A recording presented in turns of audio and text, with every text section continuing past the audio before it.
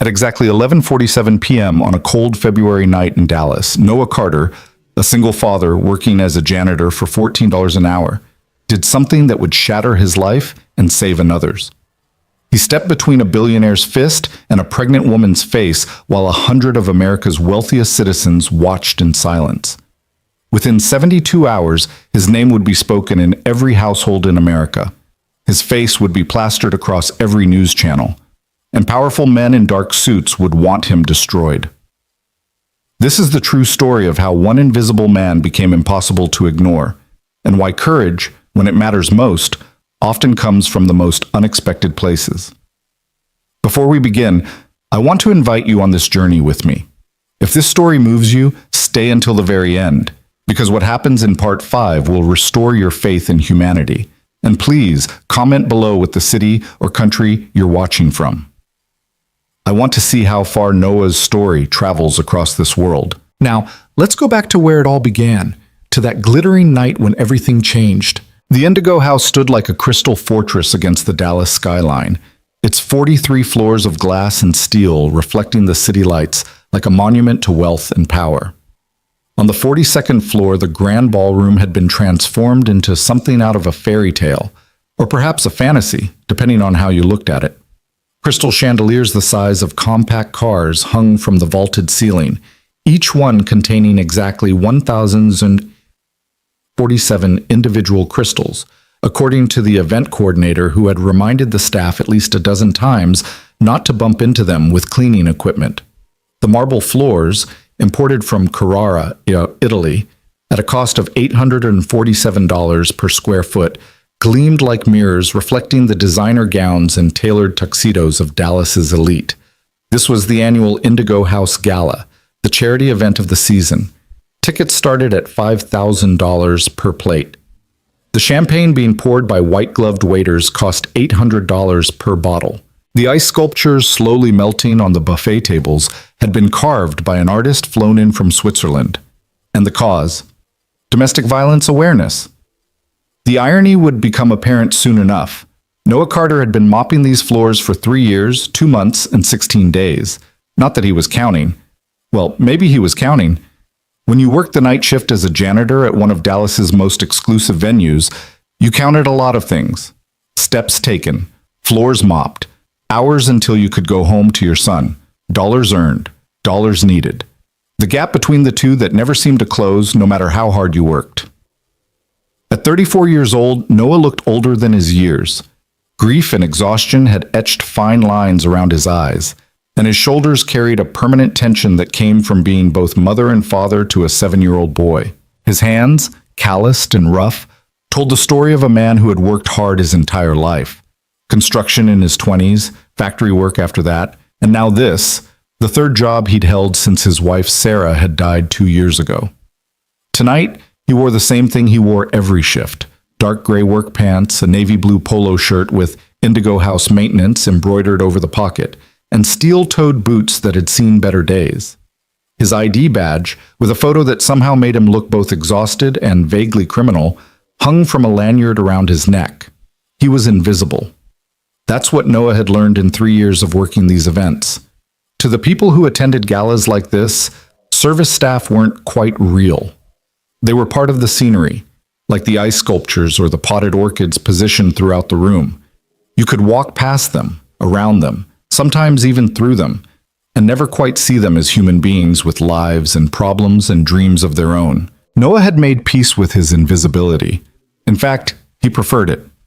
Being invisible meant being left alone, and being left alone meant he could do his job, collect his paycheck, and get home to Caleb before the sitter charged overtime. Mrs. Chen from 4B was kind, but she charged an extra $5 for every 15 minutes past midnight, and that $5 might as well have been $500 with how tight his budget ran. "Excuse me," a woman in a silver gown brushed past him, her elbow catching his shoulder hard enough to slosh the contents of his mop bucket. She didn't apologize, didn't even glance back. Noah steadied the bucket and continued mopping, working his way along the perimeter of the ballroom where the marble met the carpet. He had a system, a pattern he followed at every event. Start at the service entrance, work counterclockwise around the room, stay in the shadows, avoid the guests, finish the job, go home. Simple, efficient, invisible. On the stage at the far end of the ballroom, a woman in a red dress stood at a podium, her voice amplified by speakers positioned throughout the space. Noah couldn't make out all the words. The acoustics were strange when you were down at floor level, and the chatter of 300 guests overpowered the speech. But he caught fragments. Grateful to our sponsors, making a difference in the lives of women. Courage to speak out. The woman speaking was Evelyn Hawthorne, and if Noah had been paying attention to the guest list or the event program, he would have known she was the wife of Grant Hawthorne, CEO of Hawthorne Industries, the third largest private equity firm in Texas. But Noah didn't pay attention to things like that.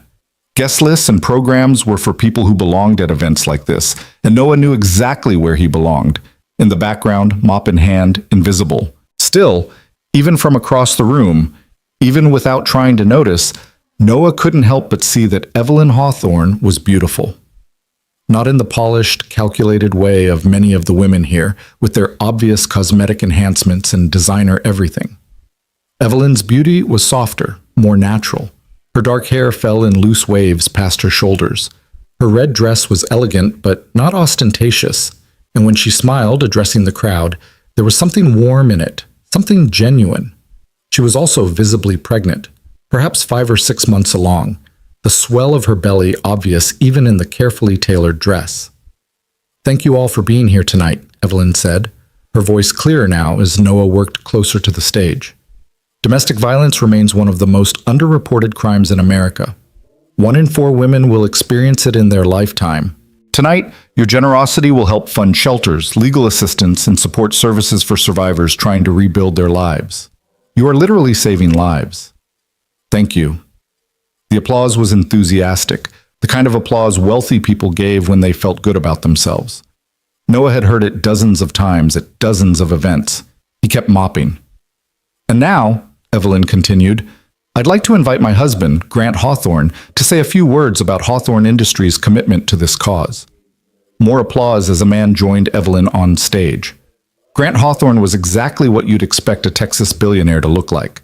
Tall, broad-shouldered, with silver-flecked hair styled perfectly, and a tan that suggested either regular vacations or a very good spray booth. His tuxedo probably cost more than Noah made in 6 months. His smile was wide and white and didn't quite reach his eyes. He kissed Evelyn on the cheek, a performance of affection for the crowd, and took the microphone. "Thank you, darling," Grant said, his voice booming with practiced charm. "Ladies and gentlemen, I won't bore you with a long speech. You came here to eat excellent food, drink excellent wine, and feel excellent about yourselves." Laughter rippled through the crowd. Grant was good at this, at reading a room and giving people what they wanted.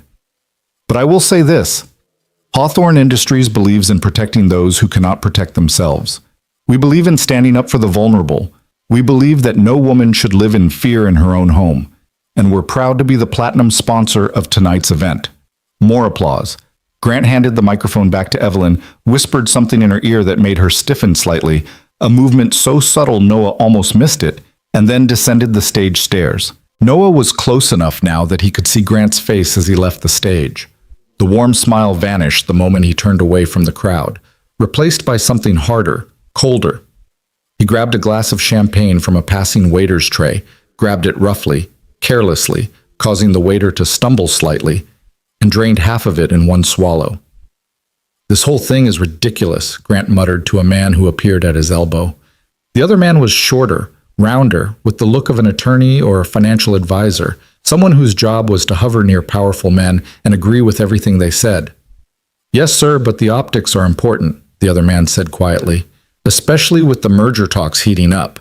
Corporate social responsibility plays well with, I don't give a damn about optics, Richard. I give a damn about the fact that my wife just made me stand up there and play the caring husband in front of 300 people when I should be in Houston closing the Brennan deal."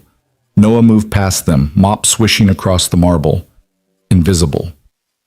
"Your wife is very dedicated to this cause," Richard said carefully. "The foundation work, the speeches, it's all very admirable." "My wife," Grant said, his voice dropping to a harsh whisper that somehow carried farther than his normal tone. Needs to remember her place. She's not a social activist. She's Mrs. Grant Hawthorne. There's a difference. Noah kept moving, kept mopping, tried not to listen. But something about Grant's tone, the casual cruelty in it, the sense of ownership, made the hair on the back of his neck stand up. On stage, Evelyn was introducing the evening's program.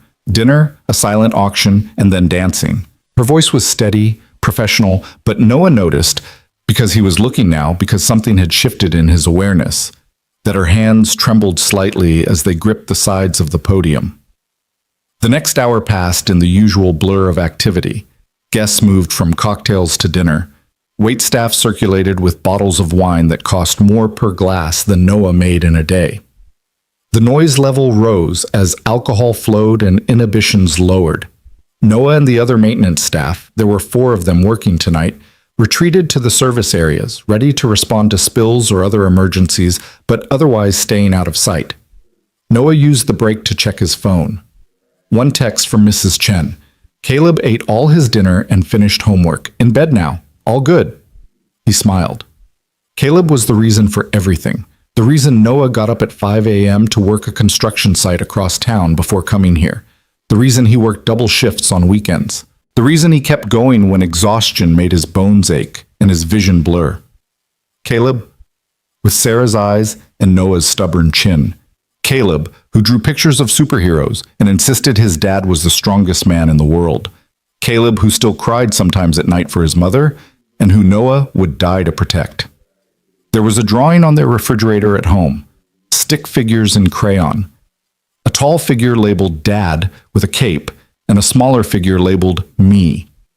At the top, in Caleb's careful 7-year-old handwriting, Dad is my hero. Noah stared at that text from Mrs. Chen, thought about that drawing, and felt the familiar weight of responsibility settle over his shoulders like a physical thing. He had to be enough, father and mother both. He had to work enough, earn enough, do enough, be enough. He had to be the hero his son believed he was. Hey, Carter. Marcus, the shift supervisor, stuck his head into the service area. Need you back out there. Someone knocked over a champagne tower near the stage. It's everywhere. Noah pocketed his phone and grabbed his mop. Back to work. Back to being invisible. The champagne spill was impressive.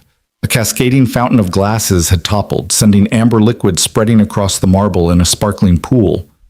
Noah worked quickly, efficiently, aware that guests were watching with the detached amusement of people watching something that didn't affect them personally. Careful there, a woman in diamonds said as Noah mopped near her shoes. These are Louboutins. Yes, ma'am, Noah said quietly, redirecting his mop. By the time he finished, the band had started playing. Couples drifted onto the dance floor. The lights dimmed slightly, making the space feel more intimate, more romantic. Noah worked his way back to the perimeter, into the shadows, where he belonged. That's when he saw them. Grant and Evelyn Hawthorne stood in an alcove near the bathrooms, partially hidden by a massive flower arrangement. To a casual observer, and everyone here was casual at best in their observation of others, they looked like a couple having a private conversation at a public event. Nothing unusual. But Noah wasn't a casual observer anymore. Something had shifted in him tonight. Some instinct sharpened by years of watching out for Caleb, of being alert to danger, of reading unspoken threats. Grant had Evelyn's arm in his grip, not holding it, gripping it. His fingers dug into the soft flesh of her upper arm, hard enough that Noah could see the pressure even from 20 feet away. Evelyn's face was turned down, but Noah could see her expression in profile. Fear, barely masked. Embarrassing me, Grant was saying, his voice low and vicious. Parading around up there like some kind of saint when you know damn well— Grant, please, not here, Evelyn whispered. People might see— Let them see. Let them see what a disobedient wife looks like. Do you have any idea how much money I've poured into this ridiculous foundation of yours? And you still can't follow simple instructions. I told you to keep the speech under 3 minutes. I told you not to mention the shelter expansion. It's important work. I decide what's important. Grant's voice rose slightly before he caught himself, glancing around to make sure no one was paying attention. No one was, except Noah. You're hurting me, Evelyn said softly, trying to pull her arm free. Grant's grip tightened. Good. Maybe it'll help you remember who you belong to. Noah's hands tightened on the mop handle. His heart hammered in his chest. This wasn't his business. These weren't his people. He was a janitor, invisible, meant to observe but never intervene in the private affairs of the wealthy. But he kept thinking about that speech Evelyn had given, about domestic violence, about protecting those who couldn't protect themselves, about courage. He thought about Sarah, about the last time he'd held her hand in the hospital, about the promise he'd made that he'd teach their son to be a good man, a brave man, the kind of man who stood up when it mattered. He thought about that drawing on the refrigerator. Dad is my hero. Grant released Evelyn's arm with a push that made her stumble backwards slightly. She caught herself against the wall, one hand instinctively going to her pregnant belly, protective. You have 10 minutes to fix your face and get back out there, Grant said coldly. Smile, play the happy wife, and stop making me look bad. Can you manage that, or is it too complicated for you? Yes, Evelyn whispered. Yes, I can do that. Good girl, Grant said, the condescension in his voice making Noah's stomach turn. Grant turned to walk away, back toward the main ballroom, back toward the party where he would smile and shake hands and play the role of philanthropic billionaire. He took 3 steps. Then he stopped, turned back to Evelyn, and in one fluid motion, like he'd done it 1,000 times before, like it was the most natural thing in the world, he slapped her across the face. The sound echoed in the alcove like a gunshot. Evelyn's head snapped to the side. Her hand flew to her cheek. A small, choked sound escaped her throat. Time seemed to stop. Noah stood frozen, 20 feet away, mop in hand, mind racing. This wasn't his business. He was invisible. He was nobody. If he got involved, he'd lose his job. He'd lose the income Caleb depended on. He'd paint a target on his back, and men like Grant Hawthorne had ways of destroying people like Noah Carter. All of this flashed through his mind in less than a second. But louder than all of it, louder than fear or reason or self-preservation, was another voice. Sarah's voice, from 2 years ago when the cancer was winning and they both knew it, when she'd gripped his hand and made him promise, teach Caleb to be brave. Teach him that doing the right thing matters more than doing the easy thing. And Caleb's voice from just yesterday morning, when Noah had broken up a fight between Caleb and another boy at the bus stop. Dad, why didn't you let me hit him back? He was being mean. And Noah's response, because we don't hit people, buddy, even when we're angry, even when they deserve it. We're bigger than that. Grant raised his hand again. Noah moved. He didn't think about it, didn't plan it. His body acted before his brain could catch up, propelled by something deeper than thought, instinct, morality, the accumulated weight of every moment he'd tried to be the man his son believed he was. Sir, Noah said, his voice somehow steady despite the terror flooding his system. Sir, please stop. Grant froze, his hand still raised. Evelyn's eyes, wide with shock and fear, locked onto Noah's face. For a moment, the 3 of them stood in a frozen tableau. The billionaire, the pregnant woman, the janitor. Then Grant turned, slowly, deliberately, to face Noah. His expression went through several transformations in quick succession, surprise, confusion, and then something darker, contempt. Excuse me? Grant said softly, dangerously. Noah's mouth was dry. His heart hammered against his ribs like it was trying to escape. Every survival instinct he possessed screamed at him to back away, apologize, retreat into invisibility.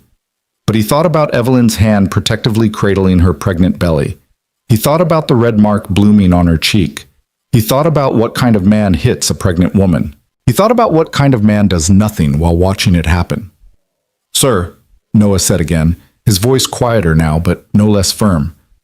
She's pregnant. Please, just stop. Grant stared at him for a long moment. Then, incredibly, he laughed. It was a cold sound, utterly devoid of humor. Do you have any idea who I am? Grant asked. Yes, sir. Do you have any idea who you are? Noah glanced down at his uniform, his work boots, his calloused hands gripping the mop. Yes, sir. Then explain to me, Grant said, taking a step toward Noah. Why a janitor, a nobody, a man whose entire yearly salary I spend on watches, Thinks he has any right to speak to me about anything, let alone about my wife. Because it's wrong, Noah said simply. The word hung in the air between them. Wrong. Such a simple word, such a complete and total condemnation. Grant's face flushed red. You don't get to decide what's wrong, you sanctimonious piece of... Grant, please, Evelyn said softly from behind him. Let's just go. It's fine, I'm fine. But Grant wasn't listening to her anymore. His full attention was focused on Noah, and Noah recognized the look in his eyes. He'd seen it before, in bars, in parking lots, in the faces of men looking for a fight. This was about more than the intervention now. This was about power, about dominance, about a wealthy man being challenged by someone he considered beneath him. Do you think anyone will believe you? Grant said, his voice dropping to a whisper that somehow felt more threatening than a shout. A janitor with a dead wife and a kid he can barely feed? Do you think your word means anything against mine?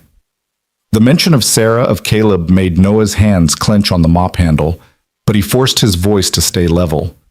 This isn't about me, sir. It's about her. Her? Grant glanced back at Evelyn dismissively. She's my wife, my property, my business, not yours. She's a person, Noah said, and you hit her. Prove it, Grant said, smiling now, confident. Go ahead, tell someone. File a report. See what happens. See how fast you're not just fired, but blacklisted from every job in this city. See how fast Child Services starts sniffing around, wondering if a single father working 3 jobs can really take care of his son properly. The threat was clear, calculated, and devastatingly effective. Grant had done this before, Noah realized. Not just the hitting, the covering up, the threatening, the silencing. Noah's hand moved to his pocket. What are you doing? Grant demanded. Noah pulled out his phone. His hand was shaking so badly he almost dropped it, but he managed to hold it up, camera facing Grant. Maybe you're right, Noah said, his voice barely above a whisper. Maybe no one will believe a janitor, but they might believe a video. For the first time, uncertainty flickered across Grant's face. You didn't. I didn't, Noah admitted. But I will. If you touch her again, if you threaten her again, I will. And I'll send it everywhere. Every news station, every social media platform, everyone will see. It was a bluff. Noah hadn't recorded anything, but the threat of exposure, the possibility of witnesses, of evidence, that was sometimes enough. Grant stared at him, calculating. The silence stretched out for what felt like hours, but was probably only seconds. Then Grant smiled again, and it was the most chilling thing Noah had seen all night. You know what? Grant said conversationally. You're right. I shouldn't have hit my wife. That was wrong of me. He turned to Evelyn. Honey, I apologize. The stress of the merger, the drinks, that's no excuse. I'm sorry. Evelyn nodded mutely, her hand still pressed to her cheek. Grant turned back to Noah. And you, my friend, you're a brave man, standing up for what's right. I respect that. I really do. He extended his hand for a handshake. Noah didn't take it. Grant's smile widened. Smart. Don't trust me. That's wise. He lowered his hand and stepped closer to Noah, close enough that only Noah could hear his next words. But here's what's going to happen. You're going to take your little mop and your big hero complex, and you're going to disappear back into whatever hole you crawled out of. Because if you don't, if you breathe a word of this to anyone, if you so much as look at my wife again, I will destroy you. Not just your job, your life, your son's life. I will take everything from you and make you watch. Do we understand each other?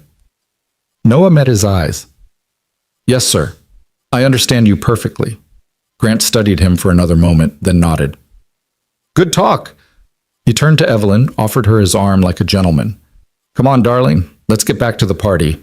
We have appearances to maintain. Evelyn took his arm because what choice did she have? As they walked past Noah, she glanced at him, just for a second, just one quick look, and mouthed 2 words. Thank you. Then they were gone, swallowed back into the glittering crowd of the ballroom, into the music and the laughter and the champagne, into the performance of a happy marriage.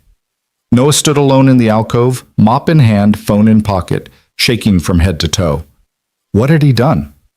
What had he just done? He'd confronted a billionaire. He'd made an enemy of one of the most powerful men in Texas. He'd painted a target on his back and possibly on Caleb's too. For what? For a woman he didn't know? For a principle? For the abstract concept of doing the right thing? Noah leaned against the wall, struggling to catch his breath, his mind racing through scenarios, through consequences, through every possible way this could destroy his life. But underneath the fear, underneath the panic, was something else, something he hadn't felt in a long time. Pride. He'd stood up. When it mattered, when someone needed help, when everyone else looked away, he'd stood up. Sarah would have been proud. Caleb would be proud, if he ever knew. Which he couldn't, which he wouldn't. Because Noah was going to keep his head down, finish his shift, go home, and pretend this night never happened. He had to. He had a son to protect, bills to pay, a life that couldn't afford to be destroyed by the vindictiveness of a powerful man. That was the smart choice, the safe choice. The coward's choice? Noah pushed away from the wall and went back to mopping the floor. But as he worked, he couldn't stop seeing Evelyn's face, the fear in her eyes, the red mark on her cheek, her hand protectively cradling her pregnant belly. He couldn't stop hearing Grant's voice. She's my property, my business. And he couldn't stop thinking about that drawing on his refrigerator. Dad is my hero. By the time the gala ended at 1 a.m., Noah had mopped more floors, cleaned more spills, and collected more discarded champagne glasses than he could count. He'd also made a decision. Not a smart decision, not a safe decision, but the right one. When he got home at 1:47 a.m., after paying Mrs. Chen her fee plus the overtime, after checking on Caleb sleeping peacefully in his bed, after standing in the doorway of his son's room and watching him breathe for 5 full minutes, after all of that, Noah sat at his kitchen table and did something terrifying. He opened his phone and started recording. His hands were shaking so badly it took 3 tries to hit the record button. When he finally did, when he saw his own face in the frame, exhausted, scared, but determined, he took a breath and began to speak. My name is Noah Carter. I'm a janitor at the Indigo House in Dallas, Texas. I'm a single father to a 7-year-old boy. And tonight, I watched a billionaire hit his pregnant wife at a charity gala for domestic violence awareness. I'm recording this because I need to tell someone. I need to do something.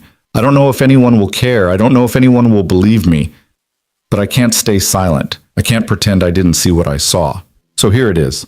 The truth. For whatever it's worth. He told the whole story.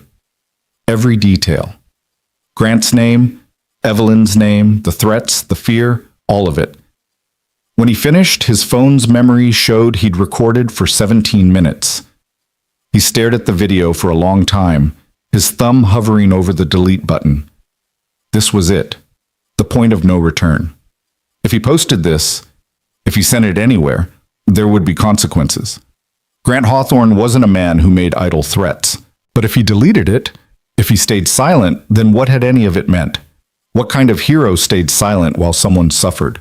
What kind of father taught his son to be brave while he himself chose fear?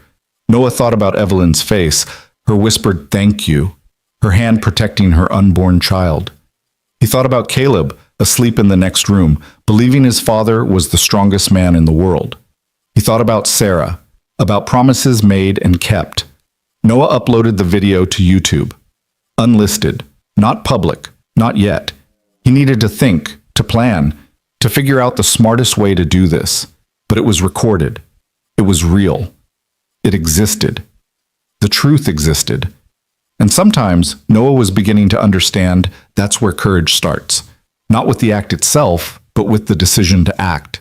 Not with the victory, but with the choice to fight. He closed his laptop and went to bed, knowing sleep would be impossible, knowing tomorrow would bring consequences he couldn't predict. But for the first time in 2 years, since Sarah's death, since the world had collapsed and he had had to rebuild it piece by piece, Noah Carter felt like more than just a man surviving. He felt like a man who'd done something that mattered. He felt for just a moment like the hero his son believed he was. And in the morning, everything would change. Noah woke at 5:14 a.m. to the sound of his alarm, his body moving on autopilot before his mind fully registered consciousness. 3 hours of sleep. That was all he'd managed, and even those 3 hours had been fractured by dreams of Grant Hawthorne's face, of courtrooms, of Caleb crying while strangers took him away. He splashed cold water on his face and stared at his reflection in the bathroom mirror. The man looking back appeared hollowed out, eyes rimmed with red, jaw tight with tension. This was the face of someone who'd crossed a line and couldn't uncross it. The construction site job started at 6:30. Noah needed to be there by 6:15 to clock in, get his assignment, and start the physical labor that would occupy his body while his mind spun in circles. He moved through his morning routine mechanically. Coffee, 2 pieces of toast he barely tasted, checking that Caleb's backpack was ready for school. Caleb stumbled into the kitchen at 5:47, rubbing his eyes, his dinosaur pajamas rumpled from sleep. "You're up early, buddy," Noah said, forcing brightness into his voice. "It's not even 6 yet." "Heard you?" Caleb mumbled, climbing into his chair at their small kitchen table. "You were walking around, couldn't sleep?" Noah's chest tightened. His son was 7 years old and already learning to read the signs of his father's stress, already attuned to the subtle shifts in mood and behavior that indicated something was wrong. "Just thinking about work stuff," Noah said, which wasn't a lie. "Nothing for you to worry about." Caleb studied him with those serious brown eyes. Sarah's eyes. Noah thought for the 1,000th time, and then nodded slowly. "Okay, can I have cereal?" "Course you can." Noah poured Lucky Charms into a bowl, added milk, and set it in front of his son.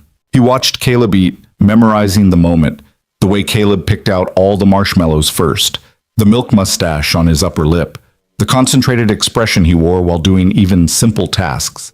If everything went wrong, if Grant Hawthorne made good on his threats, how many more mornings like this would they have? "Dad?" Caleb's voice pulled him back. "You're staring." "Sorry, buddy, just thinking how lucky I am." Caleb grinned, showing the gap where he'd lost a tooth last week. "Lucky like Lucky Charms?" "Exactly like that." Noah dropped Caleb at Mrs. Chen's apartment at 6:03. She would walk him to the bus stop at 7:45, just like every weekday. She stood in her doorway wearing a floral bathrobe, her gray hair in curlers, and gave Noah a look that suggested she saw more than he wanted her to see. "You look terrible," she said bluntly. Mrs. Chen had never been one for polite fictions. "You sick?" "Just tired. Long shift last night." She didn't believe him, but she didn't push. "Caleb will be fine. You go. Do your work. Try not to fall off any buildings." The construction site was in North Dallas, a luxury condo development that would eventually house young professionals willing to pay $3,000 a month for 800 square feet and a view of a highway.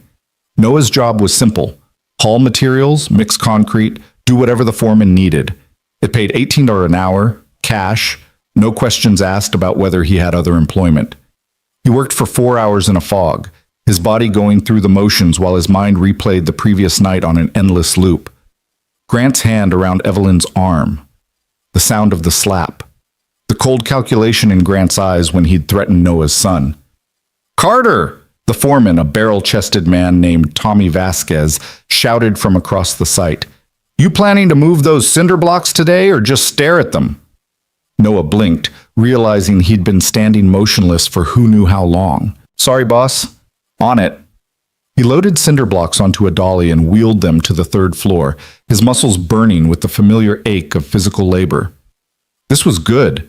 This was what he needed, work that occupied his body and exhausted him too much to think. But during his lunch break, sitting in his truck with a packed sandwich and an apple, Noah pulled out his phone and checked the video he'd uploaded to YouTube. Still unlisted, still sitting there, waiting. 67 views, his stomach dropped. How? He'd set it to unlisted, which meant only people with the direct link could see it. So who had the link? Who had found it? Then he remembered. When you uploaded to YouTube, even as unlisted, the platform's algorithm could still suggest it to people with similar viewing habits. Or maybe he'd accidentally made it public for a few minutes while figuring out the settings. His hands had been shaking so badly last night. 67 people had watched him tell the truth about Grant Hawthorne. 67 witnesses to his decision. Noah's hands started trembling again. He should delete it. Right now, before it spread further, before someone who knew Grant saw it, before this turned into something he couldn't control. His thumb hovered over the delete button. Then his phone buzzed with a text from an unknown number. Is this Noah Carter, the janitor from the Indigo House? Noah stared at the screen. Wrong number? Spam? Or something worse? He typed back, "Who is this?" The response came immediately. "My name is Ethan Cole. I'm a chef at the Indigo House. I was working the gala last night. I saw what happened. And I think you're incredibly brave." Noah read the message 3 times, his heart hammering. Someone else had seen. Someone else knew. Another message appeared. "Can we talk? I have information you need to see." This could be a trap. Grant Hawthorne was wealthy enough to hire people to pretend to be allies while gathering evidence against Noah. It could be someone trying to find out what Noah knew, what he'd recorded, who else he'd told. Or it could be exactly what it claimed to be, another witness. Noah glanced at the time. His lunch break ended in 7 minutes. He needed to make a decision. "Where?" he typed. "Coffee shop on Elm Street. The Daily Grind. Can you meet at 6 tonight?" 6 p.m. would give Noah just enough time to finish his construction shift, pick up Caleb from Mrs. Chen's, make dinner, and get the sitter back for the evening before his night shift at the Indigo House started at 8. It would be tight, expensive, and exhausting. "I'll be there," Noah typed. He spent the rest of his shift in a state of heightened anxiety, nearly dropping a load of lumber and earning another shout from Tommy. When 5 o'clock finally came and the foreman released them, Noah drove straight to Mrs. Chen's, picked up Caleb, and took him home. "Can we watch a movie?" Caleb asked as they climbed the stairs to their 3rd-floor apartment. "Not tonight, buddy. I have to go out for a bit." Caleb's face fell. "Again? You were gone all last night." "I know. I'm sorry, but Mrs. Chen will be here, and it's just for a little while. Then tomorrow's Saturday. No work. We can do whatever you want." "Whatever I want?" "Within reason. And within budget." Caleb considered this. "Can we go to the park and get ice cream?" "Absolutely. That's a promise." Noah made Caleb a quick dinner of chicken nuggets and mac and cheese, not the healthiest meal, but it was fast and Caleb loved it. And then Mrs. Chen arrived, raising her eyebrows when she saw Noah already dressed to go out. "2 nights in a row?" she said. "This must be some important work thing." "It is. I'll be back by 8:30 latest. Then I have to leave again for my night shift." You're going to work yourself to death. You know that." "Yeah, well, bills don't pay themselves." The Daily Grind was a small coffee shop in a gentrifying neighborhood, the kind of place with exposed brick walls, mismatched furniture, and a chalkboard menu listing drinks with names like Meditation Mocha and Zen Latte. Noah had never been here before, couldn't afford $6 coffee when the gas station sold it for $1.50. But he could understand why someone would pick it for a clandestine meeting. It was busy enough to provide cover, but quiet enough to have a private conversation. He spotted Ethan Cole immediately. The man had said he was a chef, and he looked the part. Late 20s, with the lean build of someone who spent long hours on their feet, a close-cropped beard, and a tattoo of a knife on his forearm.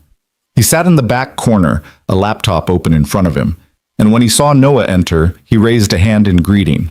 Noah ordered a black coffee, $3.50, which still seemed absurd, and joined Ethan at the table. "Noah Carter?" Ethan said, extending his hand. "That's me." Noah shook it, studying the younger man's face for signs of deception or threat. He saw only nervous energy and something that looked like determination. "Thanks for coming. I know this is weird, meeting a stranger based on a text, but I saw your video, the one you posted on YouTube." Noah's stomach clenched. "How did you find it?" "I was searching for information about last night, about Grant Hawthorne.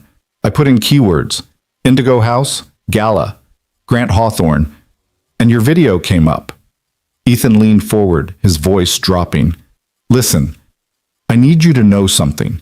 You weren't the only one who saw what happened. I saw it too. I was bringing out a tray of hors d'oeuvres, and I saw him grab her, saw him hit her, and I did nothing." The shame in Ethan's voice was palpable. "You couldn't have known," Noah started. "I could have done what you did. I could have said something, but I didn't. I told myself it wasn't my business, that I'd lose my job, that guys like Grant Hawthorne are untouchable. I walked away. And then I went home and I couldn't sleep. I kept seeing her face. And then this morning, I found your video and I realized you did what I should have done. and now you're going to pay for it unless we do something. We, Noah said carefully. Ethan turned his laptop around. On the screen was a news article from 6 months ago. Hawthorne Industries announces major merger with Brennan Capital. Grant Hawthorne is in the middle of the biggest business deal of his career, Ethan said. He's trying to merge his company with Brennan Capital, which would make him one of the 10 wealthiest men in America. But mergers like this come with scrutiny. Public image matters. Corporate ethics matter. If there was proof that Grant Hawthorne is an abuser, if there was video evidence, it could kill the deal. Noah felt cold. What are you saying? I'm saying your video matters. It's not just about protecting Evelyn Hawthorne. It's about exposing who Grant really is. It's about making him face consequences for once in his privileged life. And getting me destroyed in the process, Noah said bitterly. He threatened me last night. Told me he'd take everything from me, my job, my son, everything. He threatened you because he's scared, Ethan countered. Men like Grant only threaten people when they're afraid, and he's afraid because you have power now. You have the truth. Noah shook his head. The truth doesn't matter when you're up against billions of dollars and an army of lawyers. Maybe. Or maybe it matters more than anything. Ethan pulled up another window on his laptop, a Twitter account with 47,000 followers. This is Harper Quinn. She's an investigative journalist. Used to work for the Dallas Times until she wrote an expose about police corruption and got fired for it. Now she's freelance, and she specializes in taking down powerful people who think they're above the law. I sent her your video this morning. You what? Noah's voice rose sharply, drawing glances from other patrons. He lowered it to a harsh whisper. You had no right. She wants to meet you. She thinks she can help. She thinks she can protect you. Nobody can protect me from Grant Hawthorne. Maybe not alone, Ethan admitted, but together? With evidence, with witnesses, with a journalist who knows how to work the system? Maybe we have a chance. Maybe Evelyn has a chance. Noah stared at the laptop screen, at Harper Quinn's profile picture. A woman in her mid-30s with sharp eyes and a sharper expression. Someone who looked like she'd seen the worst of humanity and decided to fight it anyway. I have a son, Noah said quietly. A 7-year-old boy who's already lost his mother. I can't risk losing him too. I can't risk him losing me. I understand that. But can you live with yourself if you do nothing? If Evelyn stays trapped in that marriage, if her baby grows up watching Grant abuse their mother, if the next time he hits her, he does more than leave a bruise, can you live with that? The question hung in the air between them. Noah thought about Caleb's drawing on the refrigerator. He thought about Sarah's last words to him, teach him to be brave. He thought about Evelyn's whispered thank you. When does Harper Quinn want to meet? He asked. Relief flooded Ethan's face. Tomorrow morning, 10 a.m., her apartment. I'll text you the address. Noah checked his watch. 7:42. He had 18 minutes to get to the Indigo house for his night shift. I have to go. One more thing, Ethan said as Noah stood. Your video is still unlisted, but Harper thinks we should make it public. As soon as possible. Before Grant's people find out about it and pressure YouTube to take it down. Before he has time to craft a counter-narrative. We need to get ahead of this. And put a target on my back. The target's already there, Ethan said gently. Grant knows you saw. He knows you know. Whether you go public or stay quiet, he's going to come after you. So the question is, do you want to face him alone and silent, or with allies and the truth on your side? Noah didn't answer. He walked out of the coffee shop into the cooling evening air, his mind spinning. The drive to the Indigo house took 12 minutes. He parked in the employee lot, clocked in through the service entrance, and found Marcus, the shift supervisor, waiting for him with an expression Noah couldn't read. Carter, Marcus said. Need to talk to you. Now. Noah's blood turned to ice. This was it. Grant had called ahead. Noah was fired. Or worse. He followed Marcus to a small office near the loading dock. Marcus closed the door and gestured for Noah to sit. Noah remained standing. What's this about? Noah asked, trying to keep his voice steady. Marcus sighed and rubbed his face. Look, man, I like you. You're a good worker, reliable, never cause problems. So I want you to hear this from me first. There's been a complaint. About what? About you. Apparently you harassed a guest at last night's gala. Made accusations, got aggressive, interfered in a private conversation. The guest filed a formal complaint with building management. They're demanding you be terminated immediately. So it had begun. Grant hadn't wasted any time. That's not what happened, Noah said carefully. I witnessed something concerning and I intervened. That's all. What did you witness? Noah hesitated. If he told Marcus the truth, he'd be putting Marcus in an impossible position. Believe a janitor or believe a billionaire. There was no good outcome. I saw a man hurting his wife, Noah said finally. She was pregnant. I asked him to stop. Marcus's expression shifted, surprise, then something that might have been respect, then resignation. Damn it, Carter. Damn it. You couldn't have just walked away? No, Noah said simply. I couldn't. The guest in question is Grant Hawthorne. Do you know who he is? Yes?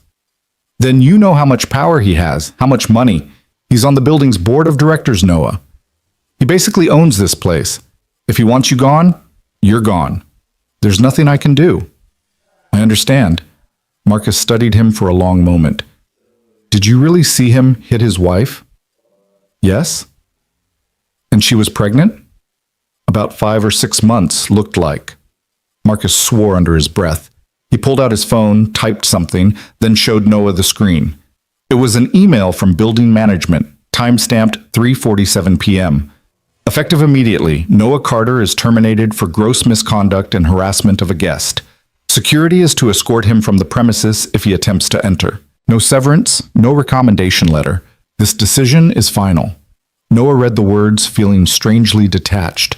He'd known this was coming. He'd made his choice last night, and this was the consequence. I'm supposed to have security escort you out, Marcus said, but I'm going to give you 10 minutes to clear out your locker on your own. Get your stuff and go. And Noah? Whatever you're planning to do about this, be careful. Men like Hawthorne play dirty. I know. Thanks, Marcus. Noah went to the employee locker room and cleaned out his locker. It didn't take long. A change of clothes, a phone charger, a picture of Caleb he kept taped inside the door. 3 years of work, reduced to a plastic bag of belongings. On his way out, he passed the employee break room. Several people he'd worked with for years sat at tables, eating snacks, scrolling through phones. When they saw him with his bag, conversation stopped. You're leaving? Asked Maria, one of the night cleaning crew.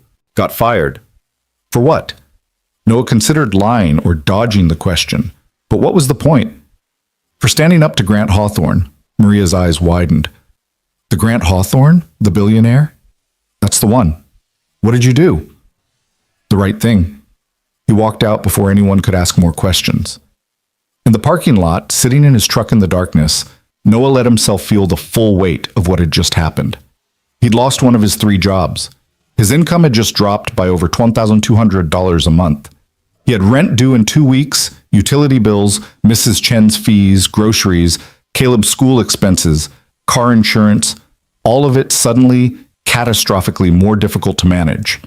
And this was just the beginning. Grant had promised to destroy him, and Grant was a man who kept his promises. Noah's phone buzzed, a text from Ethan. Harper can meet tonight instead of tomorrow, 9 p.m. Says it's urgent. Here's the address. Noah stared at the address. He should go home. He should hug his son, tuck him into bed, and figure out how to explain that Daddy lost his job. He should start looking for new work, start planning how to survive the financial disaster heading his way. But he thought about Evelyn Hawthorne, trapped in a marriage with a man who saw her as property. He thought about the baby she carried, who would be born into a household where violence was normal. He thought about all the people Grant had probably hurt over the years, all the times he'd gotten away with it because no one dared challenge him. And he thought about Caleb's drawing. Dad is my hero. Noah started the truck and drove toward Harper Quinn's address. The apartment was in East Dallas, in a neighborhood that had seen better decades. Harper's building was a 3-story walk-up with peeling paint and a broken intercom. Noah climbed to the 2nd floor and knocked on apartment 2D. The woman who answered the door looked like her profile picture, but harder, more worn down. Harper Quinn had the appearance of someone who'd fought too many battles and won too few of them. But her eyes were sharp and alert, and when she looked at Noah, he felt like she was cataloging everything about him in seconds. Noah Carter? She said. Yes, ma'am. Come in. Ethan's already here. The apartment was small and cluttered with papers, books, and journalism awards in frames that looked like they'd been shoved into corners rather than displayed. A desk in the corner held 3 computer monitors, all showing different web pages and documents. Ethan sat on a worn couch, laptop balanced on his knees. Harper gestured for Noah to sit and handed him a beer without asking if he wanted one. You look like you need this. I got fired tonight, Noah said, taking the beer but not opening it, about 2 hours ago for filing a false complaint against Grant Hawthorne. It's not a false complaint, Harper said. I know that, but that's the official story. And now I'm unemployed, with a son to support, and a man with unlimited resources who wants me destroyed. So forgive me if I'm not feeling optimistic about whatever plan you've cooked up. Harper smiled, but it wasn't a warm smile. It was the smile of a predator who'd just spotted prey. Good. Skepticism means you're thinking clearly. Ethan showed me your video. It's powerful, raw, honest, but it's not enough. Not enough for what? To take down Grant Hawthorne, to protect Evelyn, to make sure this matters. Harper sat down across from Noah, leaning forward. Here's what I know about Grant. He's been investigated 3 times for financial fraud and twice for domestic incidents involving previous girlfriends. Every time the investigations went nowhere. Witnesses recanted, evidence disappeared, and Grant walked away richer and more powerful than before. He's Teflon. So what's the point? Noah asked, feeling despair creeping in. If he always wins, why are we even trying? Because this time is different, Harper said. This time we have video testimony. We have multiple witnesses. And we have me. No offense, but you're a freelance journalist. What can you do against a billionaire's legal team? I'm a freelance journalist with nothing to lose, Harper corrected. I've already been fired from the best job I'll ever have. I've already been blacklisted by the major papers. I've already had my reputation destroyed, which means I can go places and ask questions that other journalists can't. I can take risks, and I have contacts, people who've been waiting for years to see someone take a shot at Grant Hawthorne. Ethan spoke up. Harper thinks if we can get Evelyn to go on record, if we can document the abuse properly, we can build a case that's too big for Grant to bury. Evelyn won't go on record, Noah said. She's terrified of him. Probably, Harper agreed, but that's where you come in. You've already established yourself as someone willing to help her, someone she might trust. You want me to convince her to testify? I want you to give her the option, and I want to document everything. Every conversation, every piece of evidence, every moment. I want to build a story so airtight that even Grant's lawyers can't kill it. Noah finally opened the beer and took a long drink. You realize this could put her in more danger. If Grant finds out she's talking to us, if he thinks she's going to expose him, that's a risk, Harper admitted. But what's the alternative? She stays with him? He continues to abuse her? Their child grows up in that environment? At some point, staying silent becomes more dangerous than speaking up. Easy for you to say. It's not your life on the line. You're right, Harper said. It's yours. And Evelyn's, and her baby's. And I'm asking you to risk everything because I believe it's worth it. Because I believe we can win. Because I'm tired of watching powerful men get away with hurting people. The 3 of them sat in silence for a moment. On one of Harper's monitors, Noah could see his own face from the video he'd recorded, tired, scared, but speaking truth. If we do this, Noah said slowly, if we really go after Grant Hawthorne, we need to be smart about it. We need a plan, and we need protection. Agreed, Harper said, which is why step 1 is making your video public. Tonight, right now, before Grant has time to suppress it. Won't that just provoke him? He's already provoked. You think he's going to leave you alone if you stay quiet? You've already challenged him. You've already made yourself a threat. The only question is whether you face him with the public on your side or with nobody watching. Noah thought about this. She was right. Grant had already destroyed one of Noah's income streams. There was no going back to being invisible, no way to undo what he'd witnessed or what he'd said.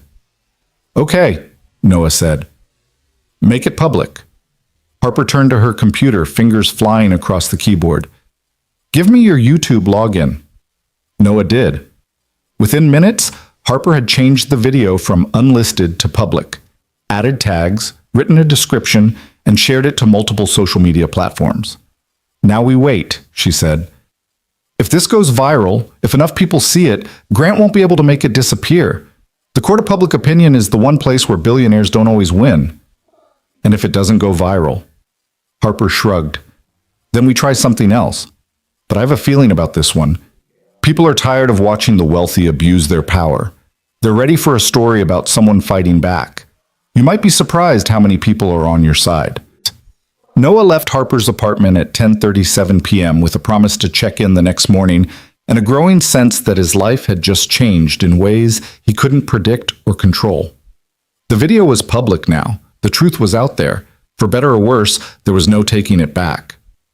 When he got home, Mrs. Chen was waiting with a concerned expression. "Everything okay? You're later than you said."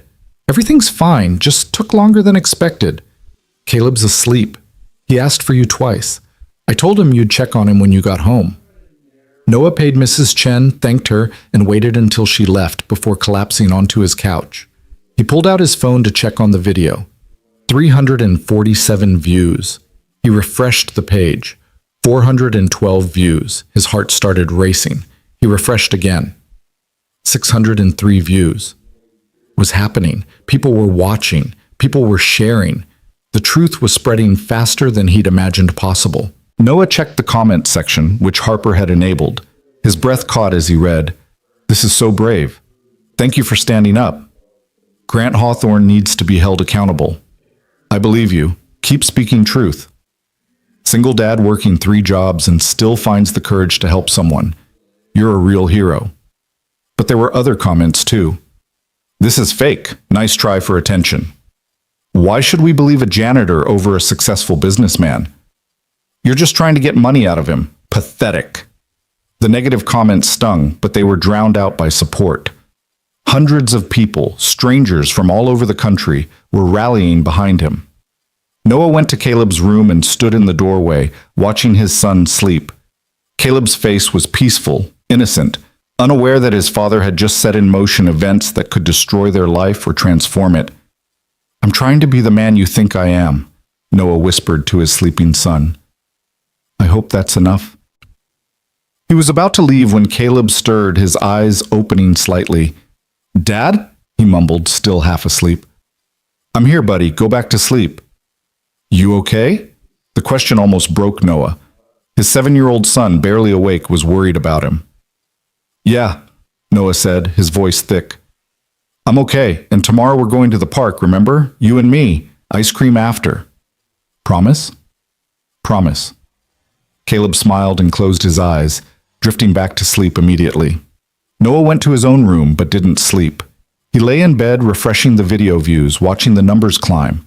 1,000, 2,000, 5,000. Watching his decision to speak truth spread across the internet like wildfire. Somewhere in the city, Grant Hawthorne was probably sleeping peacefully in a mansion, surrounded by luxury, believing he was untouchable.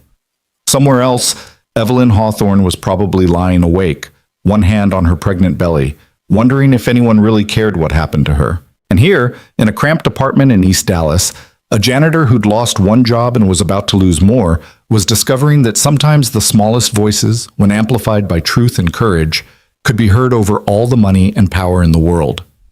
By morning, Noah's video had 47,000 views, and Grant Hawthorne's perfect life was about to shatter. Noah woke to the sound of his phone vibrating so violently it fell off the nightstand and clattered onto the floor. For a moment, still caught in the fog of sleep, he thought it was his alarm. Then he remembered. It was Saturday.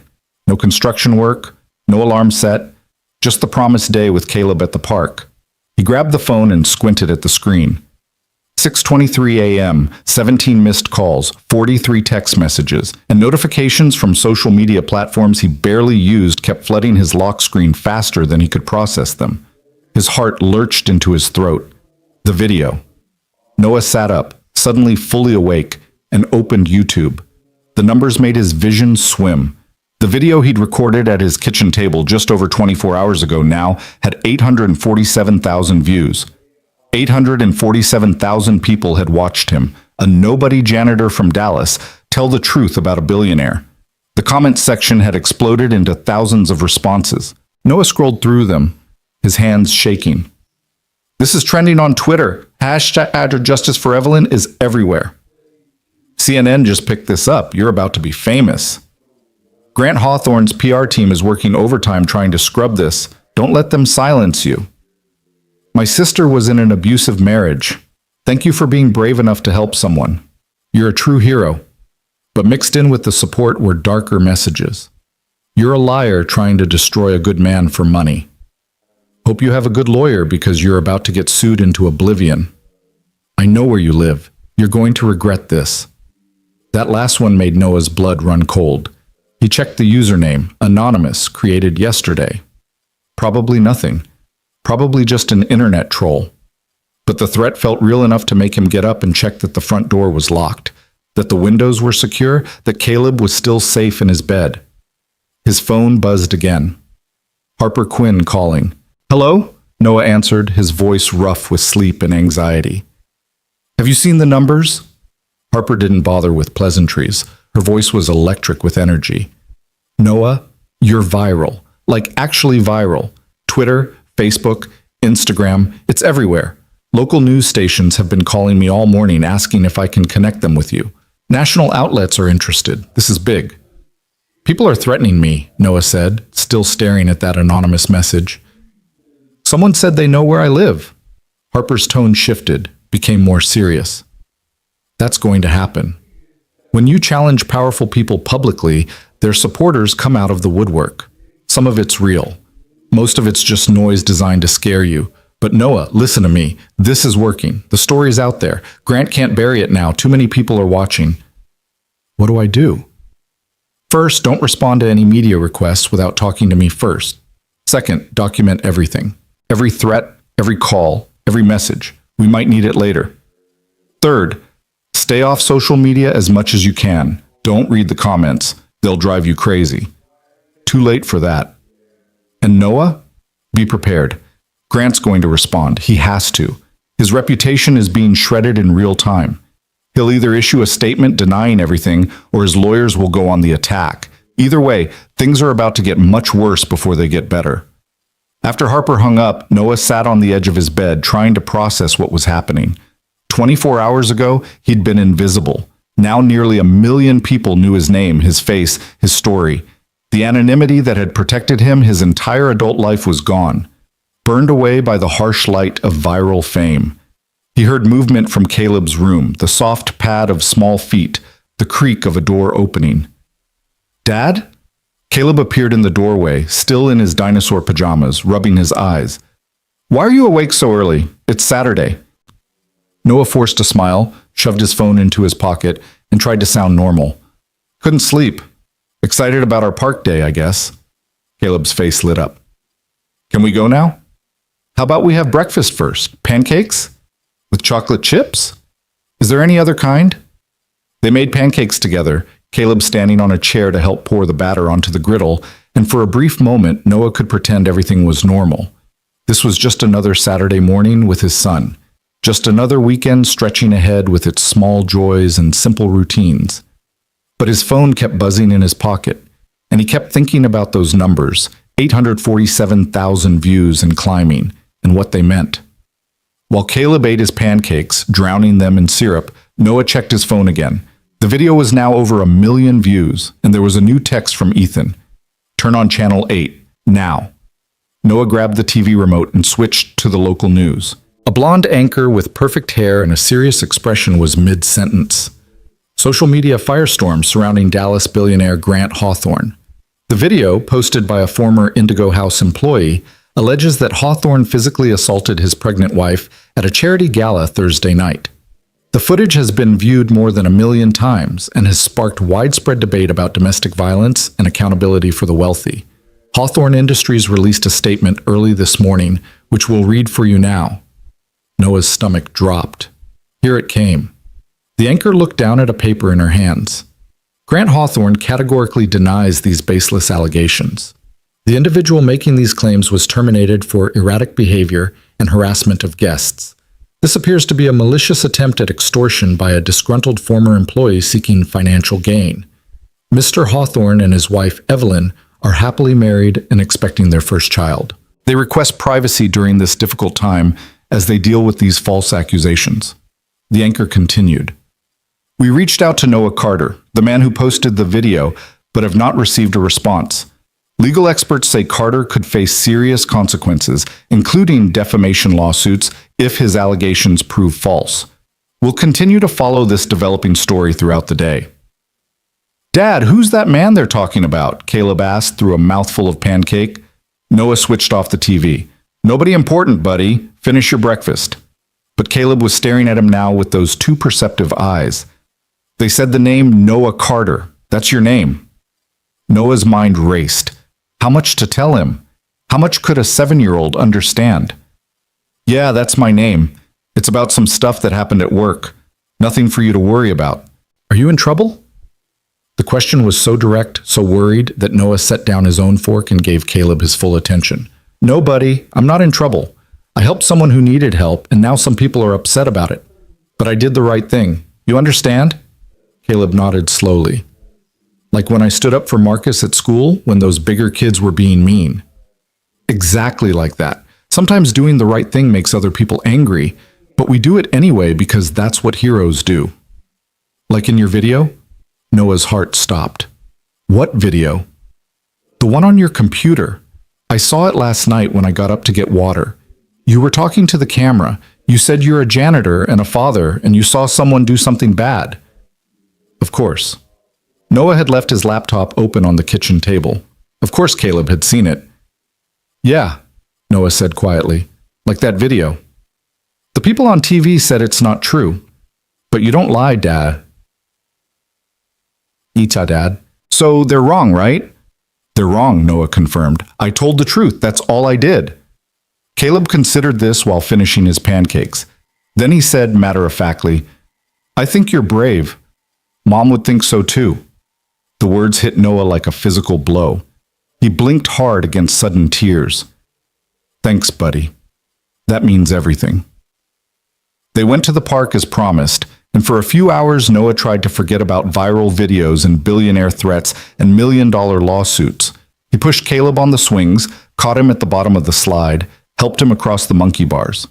They got ice cream from a truck, chocolate for Caleb, vanilla for Noah, and sat on a bench watching other families enjoy their weekend. Normal. This was normal. This was what mattered. But Noah couldn't completely ignore the stares. A few people seemed to recognize him, whispering to each other and glancing his way. One woman approached with her phone out. Excuse me, are you Noah Carter? The man from the video? Noah's instinct was to deny it, to protect his privacy and Caleb's. But lying seemed wrong after everything he'd done. Yes, ma'am. I just wanted to say thank you. My daughter was in an abusive relationship for 3 years. She finally left him last month. When I showed her your video this morning, she cried. She said it made her feel less alone. So thank you for being brave enough to speak up. The woman walked away before Noah could respond.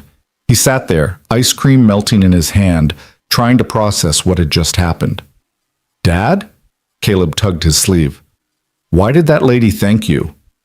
Because sometimes when you help one person, it helps lots of people, Noah said, even people you don't know. They stayed at the park until early afternoon, until Caleb was tired and sun-worn and happy. On the drive home, Caleb fell asleep in the back seat, and Noah let himself feel the full weight of exhaustion that had been building since Thursday night. Back at the apartment, Noah carried Caleb inside and laid him on the couch with a blanket. Then he finally allowed himself to fully engage with what was happening online.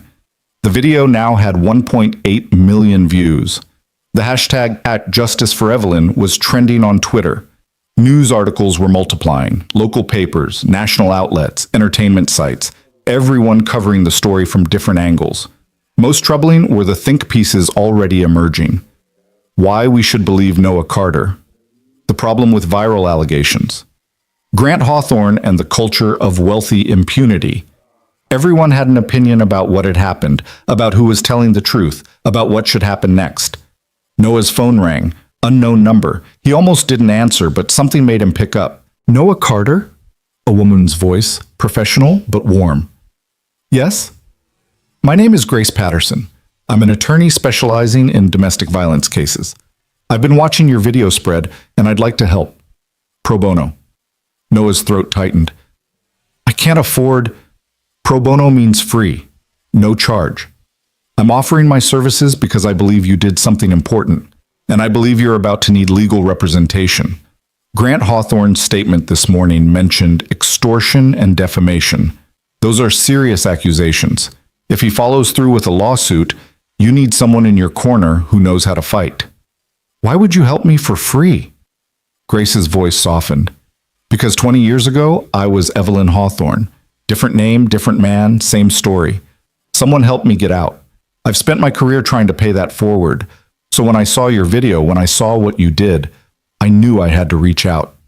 They talked for 30 minutes. Grace explained the legal landscape, the potential consequences, the importance of documentation.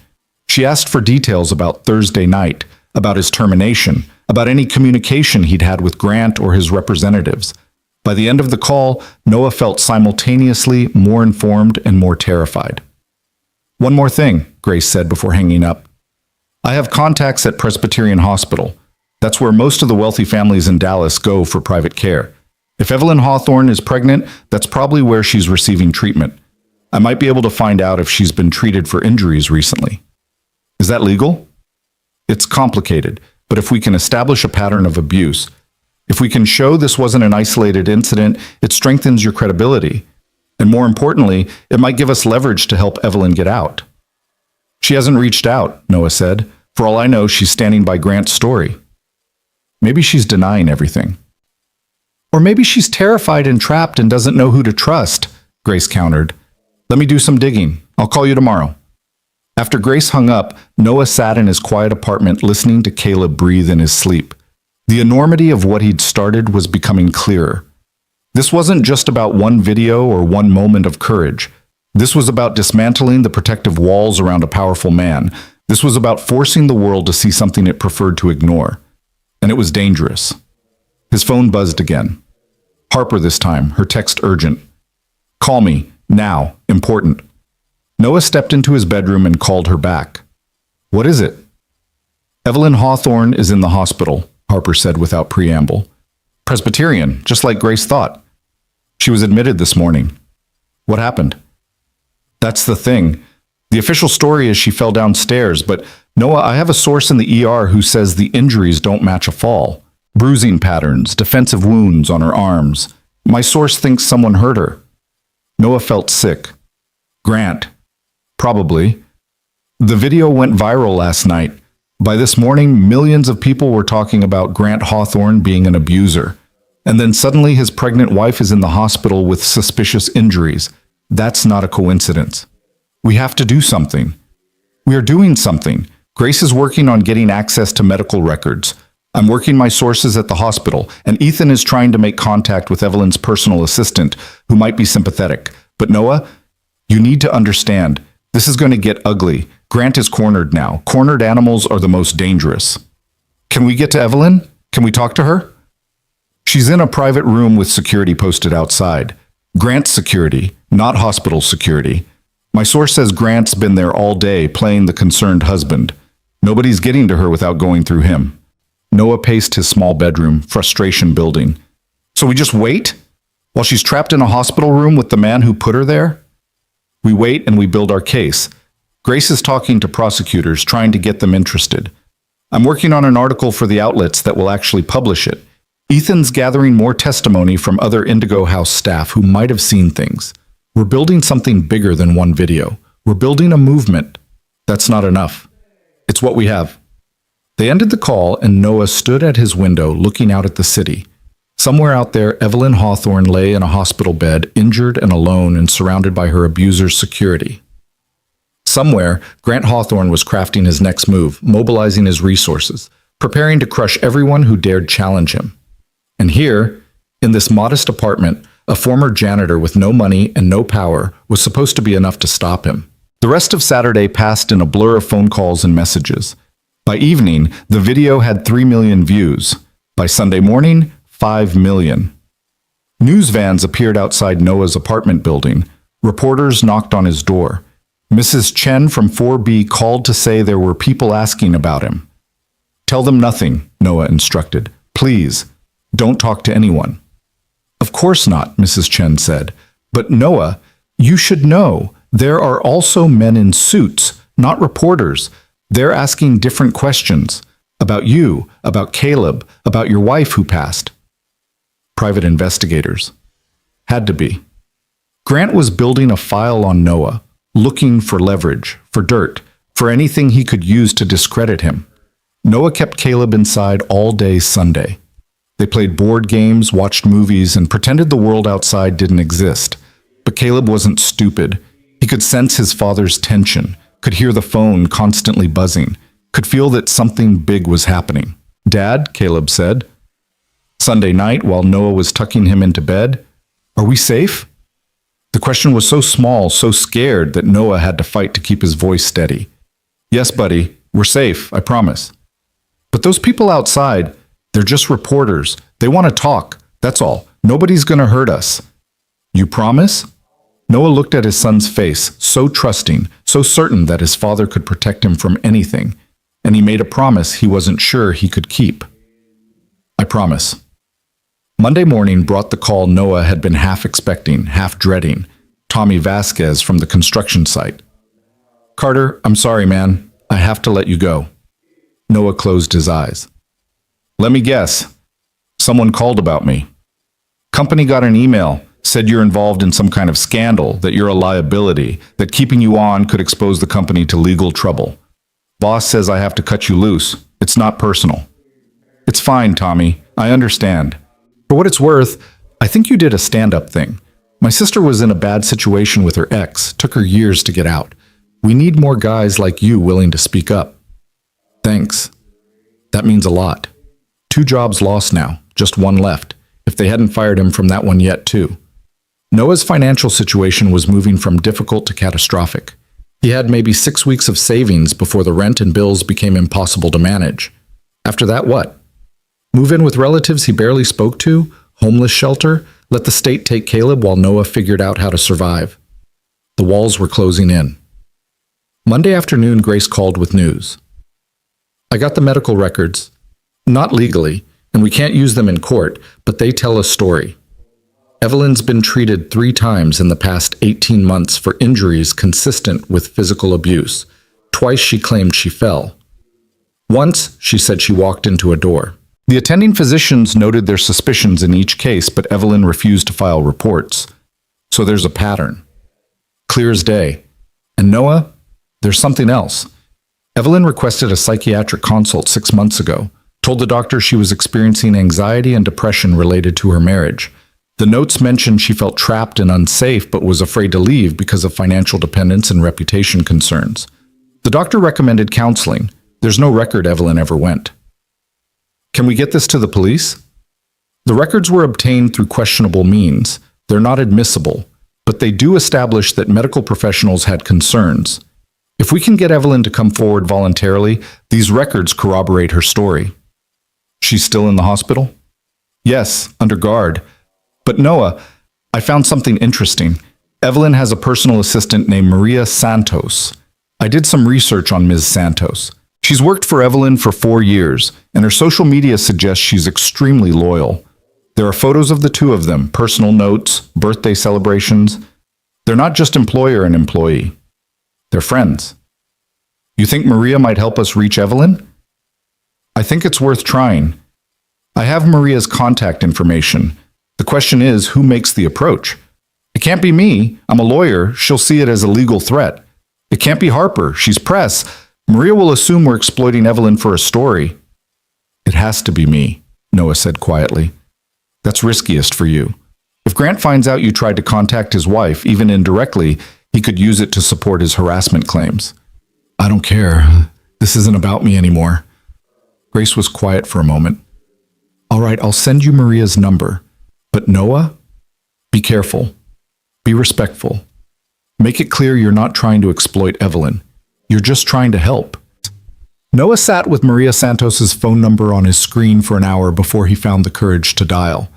The phone rang 4 times before a woman answered. Hello? Cautious, guarded. Miss Santos, my name is Noah Carter. I don't know if you know who I am. I know who you are. Her voice was cold. You're the man who's destroying Mrs. Hawthorne's life. The words hit Noah like a slap. I'm not trying to hurt her. I'm trying to help. By putting her face all over the news?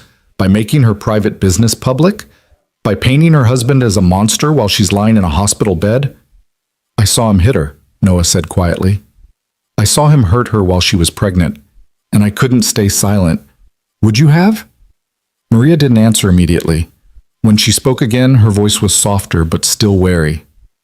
What do you want from me? I want to know if Mrs. Hawthorne is okay. I want to know if she needs help.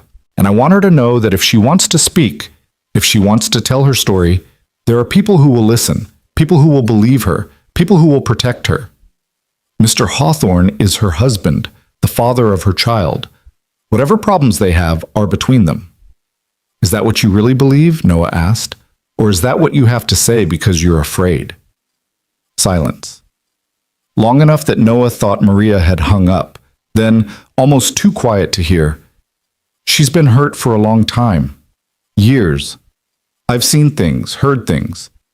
But it's not my place to speak for her. I'm not asking you to speak for her. I'm asking you to give her a choice. Let her know there's a way out if she wants it. You don't understand what you're asking. Mr. Hawthorne has lawyers, security, investigators. He has power. If Mrs. Hawthorne tries to leave, if she speaks against him, he'll destroy her.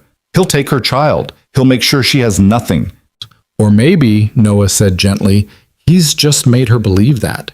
Maybe the truth is he's more afraid of her than she is of him.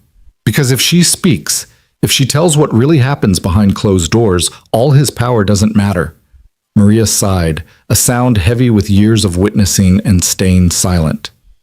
I'll tell her you called. I'll tell her people are willing to help. But Mr. Carter, you need to understand, she's not like you. She can't just post a video and walk away from her life. She has too much to lose. Staying might cost her more, Noah said. After Maria hung up, Noah sat in his quiet apartment and wondered if he'd just made things better or worse. Had he given Evelyn hope? Or had he increased her danger? Had he helped? Or had he pushed a terrified woman further into a corner? He didn't know. And the not knowing was almost worse than any certain outcome. Tuesday morning, Harper called with urgency in her voice. Turn on CNN, right now. Noah switched on the TV. The network was running a special segment, The Hawthorne Allegations, a deeper look. A serious-faced anchor was interviewing a legal expert, but what caught Noah's attention was the breaking news banner at the bottom of the screen. Exclusive, more witnesses come forward in Hawthorne case. The segment cut to an interview with a woman Noah didn't recognize.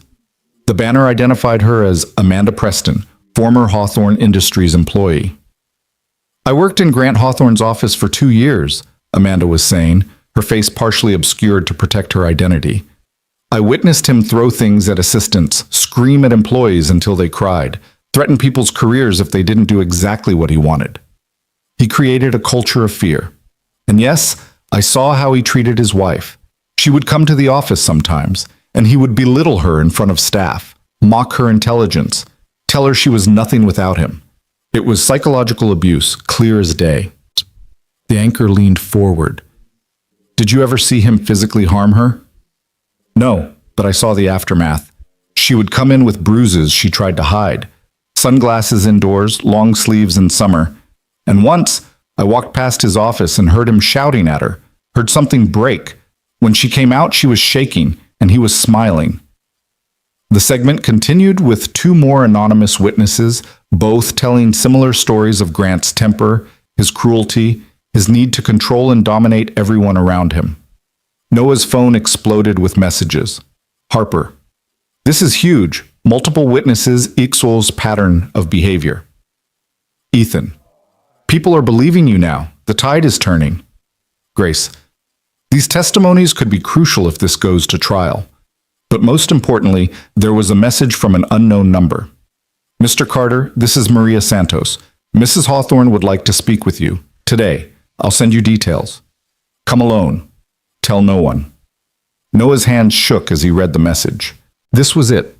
The moment everything could change. The meeting was set for 2 p.m. at a parking garage downtown.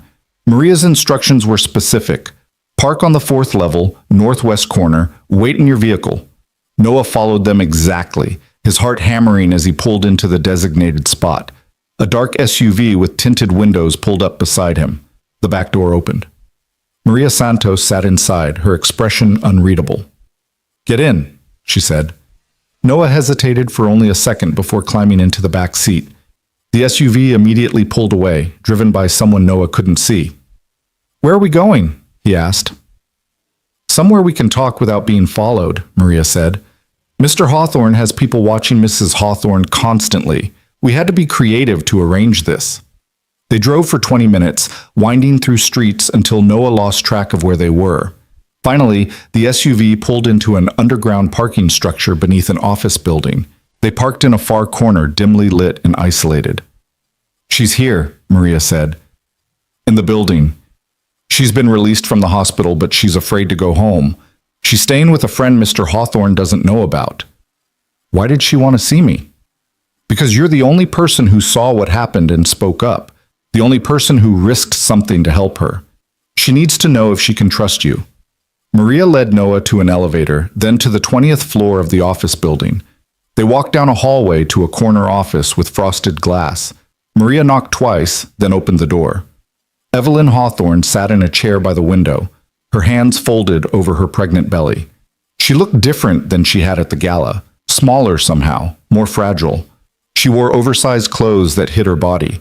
Her face was carefully made up, but Noah could see the fading bruise along her jawline that makeup couldn't quite cover. "Mrs. Hawthorne," Noah said quietly, "thank you for seeing me." She studied him for a long moment. "You're exactly what I expected. Ordinary, real. Everything Grant is not." "I'm sorry about everything that's happened," Noah began. "I never meant to—" "Don't apologize," Evelyn interrupted. "You did what hundreds of people at that gala should have done but didn't. You saw someone being hurt and you intervened. Do you know how rare that is? How precious?" She stood slowly, one hand on her belly, and walked closer to Noah. "I need to know something. Why did you help me? You didn't know me. You had everything to lose. Why?" Noah thought about how to answer, then decided on simple truth. "Because I have a son, and I'm trying to teach him to be a good man. How could I tell him to stand up for what's right if I didn't do it myself?" Tears welled in Evelyn's eyes. "I'm going to have a son too, or maybe a daughter, in 3 months. And every day I wonder what kind of parent I am if I bring a child into a home where their father thinks violence is acceptable. What kind of mother stays?" "A scared one," Noah said gently. "Fear doesn't make you weak. It makes you human." Evelyn wiped her eyes. "Grant says if I leave him, he'll make sure I never see my child. He says he'll prove I'm mentally unstable, that I'm a danger. He has lawyers, money, connections. He says no court will believe me over him." "He's lying," Noah said. "Or at least he might be wrong. I've been talking to people, lawyers, journalists, advocates. They believe you. They want to help. But Mrs. Hawthorne, they need you to speak. They need you to tell your story. If I speak, Grant will destroy me. If you don't speak, he'll destroy you slowly, piece by piece, until there's nothing left." Evelyn turned back to the window, looking out at the city. "When I met Grant, I thought I was the luckiest woman in the world. Rich, handsome, successful. He could have anyone, and he chose me. For the first year, he was perfect. Then he started getting angry over small things. Then the anger became insults. Then the insults became control. And then one day, he pushed me, just pushed me during an argument, and I told myself it was an accident, that he didn't mean it, that it would never happen again." Her voice was steady, almost detached, as if she were telling someone else's story. "But it did happen again. And again. And each time he had an explanation. I provoked him. I didn't understand the pressure he was under. I needed to be more supportive, more understanding, more perfect. And I believed him. For years I believed him." She turned back to Noah. "Then I got pregnant, and I thought, this will change things. He'll want to be better for our child. But it got worse. He said pregnancy made me ugly, made me useless. He said I was trapping him. And when I told him I wanted to leave, he held me against a wall and told me if I ever tried to take his child, he would kill me. And I believed that too." Did you tell anyone? Who would believe me? His wife, living in a mansion, wearing designer clothes, throwing charity galas? Poor little rich girl with the handsome billionaire husband? Everyone would think I was lying or crazy or just ungrateful. I believed you, Noah said. That chef, Ethan, he believed you. The journalist, Harper Quinn, she believed you. The lawyer who contacted me, she believed you. And now millions of people who saw my video believe you. You're not alone anymore, Mrs. Hawthorne. Evelyn reached into her purse and pulled out a small USB drive. She held it in her palm, staring at it like it was both a lifeline and a grenade. I've been recording him, she said quietly, for 6 months. Every argument, every threat, every time he hurt me. I hid my phone, pressed record, and documented everything. It's all here, audio files, videos, everything. Noah's breath caught. That's evidence. That could get me killed, Evelyn finished. Grant can't know I have this. If he finds out, if he knows there's proof of what he's done, I don't know what he would do. She extended her hand, offering the USB drive to Noah. I'm giving this to you because I think you'll do the right thing with it. Not for money or fame, but because it's the truth. And someone needs to tell the truth. Noah took the drive with trembling hands. It was so small, barely larger than his thumb, but it felt heavy as a stone.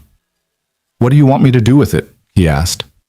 Show the world who Grant Hawthorne really is, Evelyn said. Show them what happens behind the closed doors of a mansion. Show them that money and power don't give you the right to hurt people. And then, when it's all over, help me get my child and disappear. I promise, Noah said. And with those words, with that small USB drive pressed into his palm, the war against Grant Hawthorne shifted from defense to offense. The truth was no longer just one janitor's testimony. It was evidence, undeniable, documented, devastating evidence. And Grant Hawthorne's perfect, carefully constructed world was about to collapse. Noah held the USB drive in his palm the entire drive back to his apartment, feeling its weight like a live grenade. Maria had dropped him off at the parking garage where he'd left his truck, warning him one final time to be careful, to watch for anyone following him, to trust no one except the people he absolutely had to trust. Mrs. Hawthorne is risking everything by giving you this, Maria had said, her dark eyes intense. Don't let it be for nothing. Now, sitting in Dallas traffic at 3:47 p.m. on a Tuesday afternoon, Noah kept checking his rearview mirror. Was that black sedan following him? Had it been behind him for the last 5 blocks? And that motorcycle weaving through traffic? Was the rider watching him? Paranoia, probably. But Grant Hawthorne had the resources to have Noah followed, and after what Evelyn had just given him, paranoia seemed like the only rational response. He pulled into a gas station, filled up his tank even though it was still half full, and watched the traffic pass. The black sedan drove by without slowing. The motorcycle was nowhere to be seen. Just regular people going about their regular lives, unaware that the man pumping gas at pump number 4 was carrying evidence that could bring down a billionaire. Back in his truck, Noah called Harper. She answered on the first ring. Tell me you have good news, she said. Because I've been dealing with Hawthorne's PR team all day, and they're threatening to sue me, you, Ethan, and basically everyone who's ever said Grant's name. I met with Evelyn Hawthorne. Silence. Then, you what? When? How? Her assistant arranged it. Harper. She gave me something. Evidence. 6 months of recordings. Audio, video, everything. It's all here. Jesus Christ. Harper's voice went from shocked to all business in a second. Where are you right now? Driving home. No, don't go home. Grant probably has people watching your apartment. Come to my place. Bring the evidence. We need to make copies immediately and get them somewhere safe. If something happens to you, if Grant's people get to you before we can, I have to pick up Caleb. School lets out in 40 minutes. Then pick up Caleb and bring him here. We'll figure it out. But Noah, do not go to your apartment. Do not go anywhere predictable. Change your routine. Assume you're being watched. Noah's hands tightened on the steering wheel. This was real now. This was actually happening. He was in the middle of something dangerous, something that could get him hurt or worse, and he dragged his 7-year-old son into it. Okay, he said. I'll get Caleb and come straight to you. He picked up Caleb from the bus stop 3 blocks from their apartment, the first time he'd done pickup himself in weeks. Caleb climbed into the truck with his backpack and a drawing he'd made in art class. Dad, you're here. Where's Mrs. Chen? I wanted to pick you up myself today. How was school? Good. We learned about the solar system and I made this. Caleb held up the drawing, planets and stars in crayon, surprisingly detailed for a 7-year-old. That's Jupiter. It's the biggest planet, and that's Saturn with the rings. And it's beautiful, buddy. Really beautiful. Noah pulled away from the curb, checking his mirrors. Hey, how would you feel about going on an adventure today? What kind of adventure? The spontaneous kind. We're going to visit a friend of mine. Her name is Harper. She's a journalist. That means she writes stories about important things. And we might stay there for a little while. Maybe overnight. Caleb's face scrunched up in confusion. Why can't we go home? Noah had prepared for this question but still had no good answer. How do you tell a child that home might not be safe? That powerful people might be looking for his father? That the world was more dangerous than a 7-year-old should have to know? Remember how I told you I helped someone who needed help? Noah said carefully. Well, some people are upset about that, and I need to be smart about keeping us safe. So we're going to stay with Harper for a bit, just as a precaution. Are the bad people going to find us? The question, asked in such a small voice, nearly broke Noah's heart. No, buddy, I won't let anyone hurt you. That's a promise. They stopped at a Target where Noah bought a few changes of clothes for both of them, toiletries, and some coloring books to keep Caleb occupied. He paid cash, another precaution Harper had mentioned. Credit cards left digital trails. At Harper's apartment, she opened the door before Noah could knock, her face tense with urgency. But when she saw Caleb, her expression softened. You must be Caleb, she said, crouching down to his level. Your dad told me you're an artist. Did you bring any drawings? Caleb, shy with strangers, held up his solar system picture. Wow, that's incredible. Is that Jupiter? I love Jupiter. Harper glanced up at Noah. Come in, both of you. Harper's apartment looked even more chaotic than it had during Noah's first visit. Papers covered every surface, multiple laptops hummed with activity, and a printer in the corner was churning out documents. Ethan was there too, along with Grace Patterson, the attorney, and another man Noah didn't recognize. Noah, Caleb, this is Detective Marcus Wright, Grace said, gesturing to the stranger. He's with the Dallas PD, Family Violence Unit. He's here off the record. Detective Wright was in his 50s, with graying hair and the weary eyes of someone who'd seen too much human cruelty. He shook Noah's hand firmly. Mr. Carter, Ms. Patterson has filled me in on the situation. I want to be clear.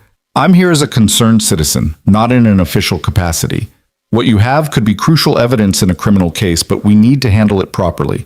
Chain of custody matters. Admissibility matters. Noah pulled the USB drive from his pocket and held it up. Everyone in the room seemed to lean forward simultaneously.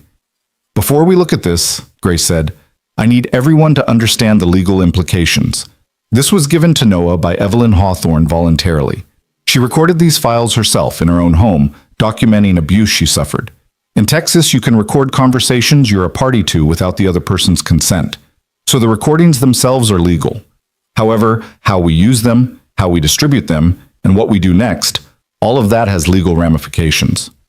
Can I see it? Detective Wright asked. Noah handed him the drive. Wright pulled out a laptop, inserted the drive, and began scrolling through the files. His expression, already grave, became darker with each passing second.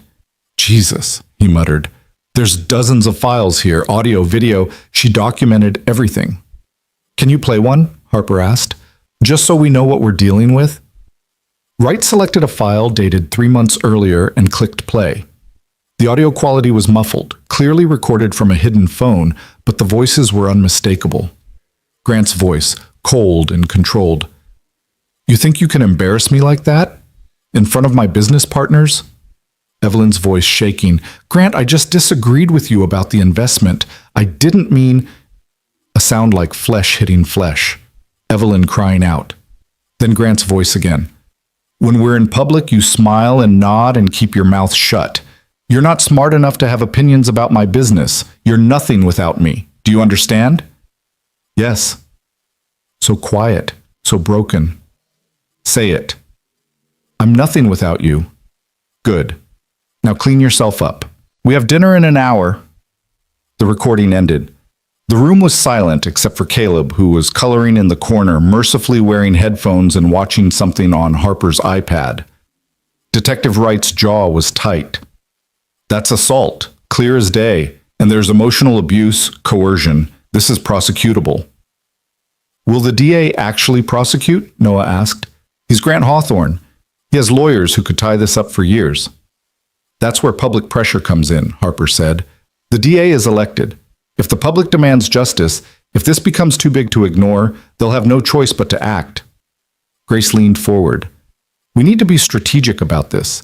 If we release everything at once, Grant's lawyers will flood the zone with counter-narratives, alternative explanations, character assassinations. We need to build a case methodically. First, we get Evelyn somewhere safe.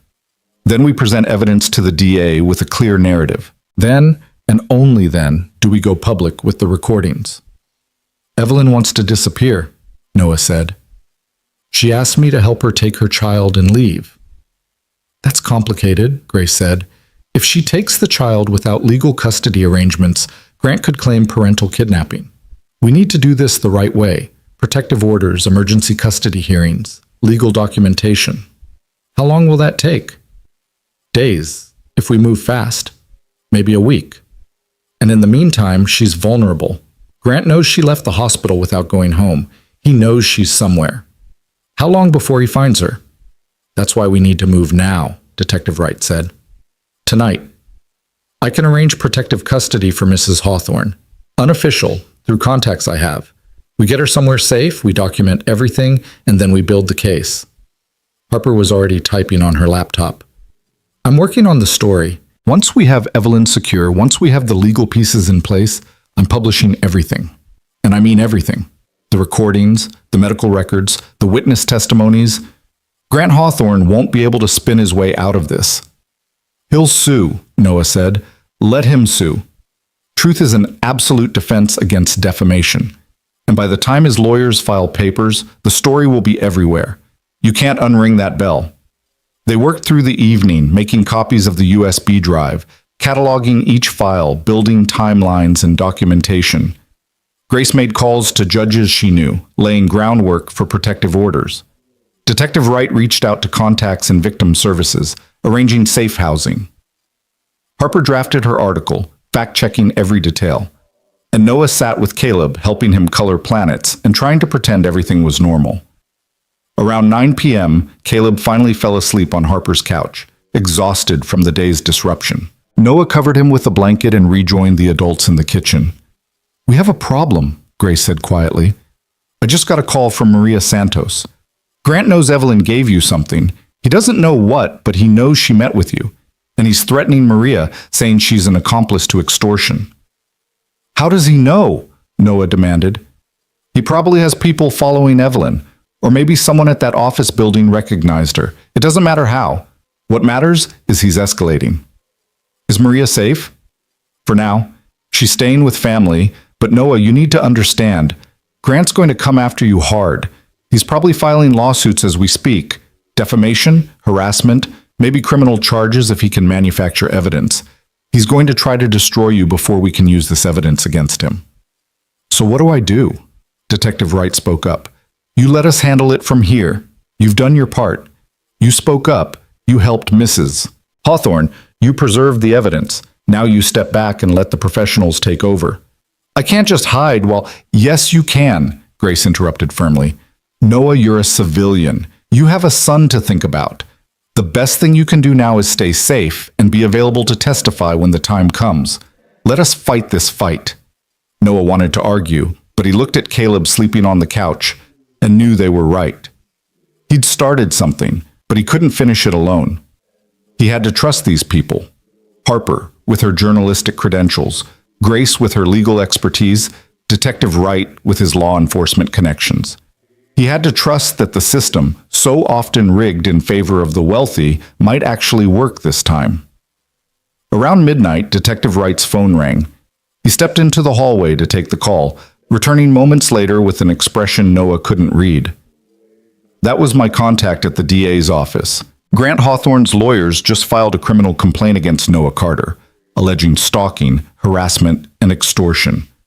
They're claiming Noah fabricated the abuse allegations to shake down Grant for money and that he coerced Mrs. Hawthorne into creating false evidence. There's a warrant out for your arrest, Noah. They're looking for you right now. The room went silent. Noah felt the floor tilt beneath him. That's ridiculous, Harper said. We have evidence. Evidence they'll claim is fabricated, Detective Wright said. And right now, in this moment, the law is on Grant's side. He filed first. He has lawyers arguing probable cause, and a judge issued a warrant. Noah, I'm sorry, but you need to turn yourself in. If I turn myself in, they'll lock me up. What happens to Caleb? I'll take him, Grace said immediately. I'm an officer of the court. I have emergency foster credentials from previous cases. I can keep him safe while we sort this out. No. Noah's voice was sharp. I'm not letting my son go into the system. I'm not... Noah? Grace's voice was gentle but firm. I'm not the system. I'm someone who wants to help. And right now, the best way to protect Caleb is to make sure you handle this legally. If you run, if you resist arrest, it makes you look guilty. It gives Grant ammunition. But if you turn yourself in, cooperate fully, and trust us to present the truth, we have a chance. Noah looked at his sleeping son, 7 years old, motherless, and now watching his father get arrested on false charges filed by a billionaire with unlimited resources. He'll be terrified, Noah said, his voice breaking. I'll take care of him, Grace promised. I'll explain everything in terms he can understand. I'll make sure he knows you're not a criminal, that you're a hero, and I'll bring him to see you as soon as they allow it. Detective Wright stepped forward. I'll drive you to the station myself. I'll make sure you're processed fairly. And I'll personally deliver the USB drive and all our documentation to the DA first thing tomorrow morning. Noah, I know this seems like you're losing, but you're not. This is Grant panicking. This is him making mistakes. And mistakes are how we catch bad guys. Noah spent the next hour holding his sleeping son, memorizing the weight of him, the sound of his breathing, the way his hair stuck up in the back no matter how much Noah tried to smooth it down. He thought about Sarah, about how she would handle this, about whether she'd be proud or furious that he'd put their son in this position. Finally, at 1:30 a.m., Noah gently woke Caleb. Hey buddy, I need to talk to you about something. Caleb blinked up at him, confused by the late hour and unfamiliar surroundings. Dad, what's happening? Remember how I told you I helped someone who needed help? Well, the person I was helping, her husband is very powerful and very angry, and he's telling lies about me to the police, so I have to go talk to them and explain the truth. Are they going to arrest you? Noah's throat tightened. His son was too smart, too perceptive. Yeah, buddy, they are. But it's temporary. It's just until we can prove I was telling the truth. How long? I don't know, maybe a few days, maybe longer. But Grace is going to take care of you. She's really nice, and she's going to make sure you're safe and comfortable, okay? Tears welled in Caleb's eyes. I want to stay with you. I know, I want that too, but I can't right now. And Caleb, I need you to be brave for me. Can you do that? Can you be brave like we talked about? Caleb nodded, tears streaming down his face. I'll be brave. But Dad, you have to promise you'll come back. Noah pulled his son into a fierce hug. I promise, I will always come back to you. Always. You're the most important thing in my life, and nothing, not Grant Hawthorne, not the police, not anything, will keep me from you. Do you understand? I understand. They held each other for a long moment. Then Noah stood, wiped his eyes, and turned to Detective Wright. Let's go. The drive to the police station was surreal. Noah sat in the back of Detective Wright's unmarked car, watching the city slide past at 2 a.m., and tried to process what was happening. Less than a week ago, he'd been invisible, just another working-class father trying to survive. Now he was about to be booked on criminal charges filed by one of the richest men in Texas. For what it's worth, Detective Wright said from the front seat, I've been a cop for 26 years. I've seen a lot of victims, a lot of abuse, a lot of powerful people getting away with things they shouldn't. What you did, standing up when everyone else looked away, that took guts, and I'm going to do everything in my power to make sure it wasn't for nothing. Thank you, Noah said quietly. At the station, Detective Wright walked Noah through processing personally. Fingerprints, mugshot, paperwork. The officers treated him with a mix of curiosity and respect. Word had apparently spread about who he was and why he was there. "You're that janitor from the video," one young officer said while taking Noah's fingerprints. "My girlfriend showed it to me. She said you're a hero." "I don't feel like a hero right now," Noah said. "Heroes never do," the officer replied. "That's how you know they're real." Noah was placed in a holding cell around 4 a.m. It was cleaner than he'd expected, but the metal bench was cold and the fluorescent lights were harsh. He sat with his back against the concrete wall and tried not to think about Caleb, about what his son was feeling right now, about whether Grace had managed to get him back to sleep. He must have dozed off, because the next thing he knew, someone was shaking his shoulder. He opened his eyes to find Detective Wright standing outside the cell with a paper coffee cup. "It's 7 a.m., Wright said. "Your arraignment is in 2 hours. Grace will be there. So will Harper, Ethan, and about 24 reporters. This is going to be a circus." "Great," Noah muttered. "There's something else. The DA reviewed the evidence we submitted last night, the USB drive, the medical records, witness testimonies. They're taking it seriously. They want to interview Evelyn Hawthorne before they proceed with charges against you." "Will she do it?" "Grace thinks so. She's been with Evelyn all night, explaining options, building trust. If Evelyn testifies, if she gives an official statement, the charges against you will be dropped. But Noah, she's scared. She needs to know people will protect her." "How do I convince her of that from a jail cell?" Wright smiled slightly. "Leave that to Grace. She's good at her job." The arraignment was exactly the circus Detective Wright had predicted. Noah was led into the courtroom in handcuffs, past a gallery packed with reporters, activists, and curious onlookers. Camera flashes went off despite the judge's prohibition. Someone shouted, "Justice for Noah!" and was quickly hushed by bailiffs. Grant Hawthorne sat in the front row with an army of lawyers in expensive suits. He looked calm, confident, a man who believed the system was on his side because it always had been. When Noah entered, Grant's eyes locked onto his, and Noah saw something cold and predatory in that gaze. This was a man who destroyed people for sport. The judge, a stern woman in her 60s named Patricia Morrison, called the courtroom to order with sharp raps of her gavel. "We're here for the arraignment of Noah Carter on charges of stalking, harassment, and attempted extortion. Mr. Carter, you have legal representation?" Grace stood. "Yes, Your Honor. Grace Patterson appearing on behalf of Mr. Carter. And Your Honor, we'd like to request a continuance. New evidence has come to light that directly contradicts the allegations made by the plaintiff." Grant's lead attorney, a silver-haired man named Douglas Kensington, stood immediately. "Your Honor, this is a transparent delay tactic. Mr. Carter is attempting to avoid accountability by manufacturing. I haven't heard the evidence yet, Mr. Kensington," Judge Morrison said coolly. "Ms. Patterson, what evidence?" "Your Honor, we have audio and video recordings made by Evelyn Hawthorne documenting years of physical and emotional abuse by her husband, Grant Hawthorne. These recordings directly corroborate Mr. Carter's original allegations and demonstrate that far from extorting Mr. Hawthorne, my client was acting as a good Samaritan trying to protect a pregnant woman from domestic violence." The courtroom erupted. Reporters began frantically typing on phones and laptops. Grant's face went pale, then red. Kensington was shouting objections about proper procedure and chain of evidence. Judge Morrison's gavel came down like thunder. "Order! I will have order in this courtroom, or I will clear it." The noise subsided to urgent whispers. "Ms. Patterson, these recordings, have they been submitted to the DA's office?" "Yes, Your Honor, last night, along with medical records, witness testimonies, and other corroborating evidence. We're prepared to present everything to the court." "Your Honor, this is outrageous," Kensington protested. "These alleged recordings could be fabricated, edited, taken out of context. Or they could be authentic evidence of criminal activity," Judge Morrison countered. "Mr. Kensington, I'm inclined to grant the continuance so the DA's office can properly review the evidence. This court doesn't exist to be weaponized by wealthy individuals against good Samaritans.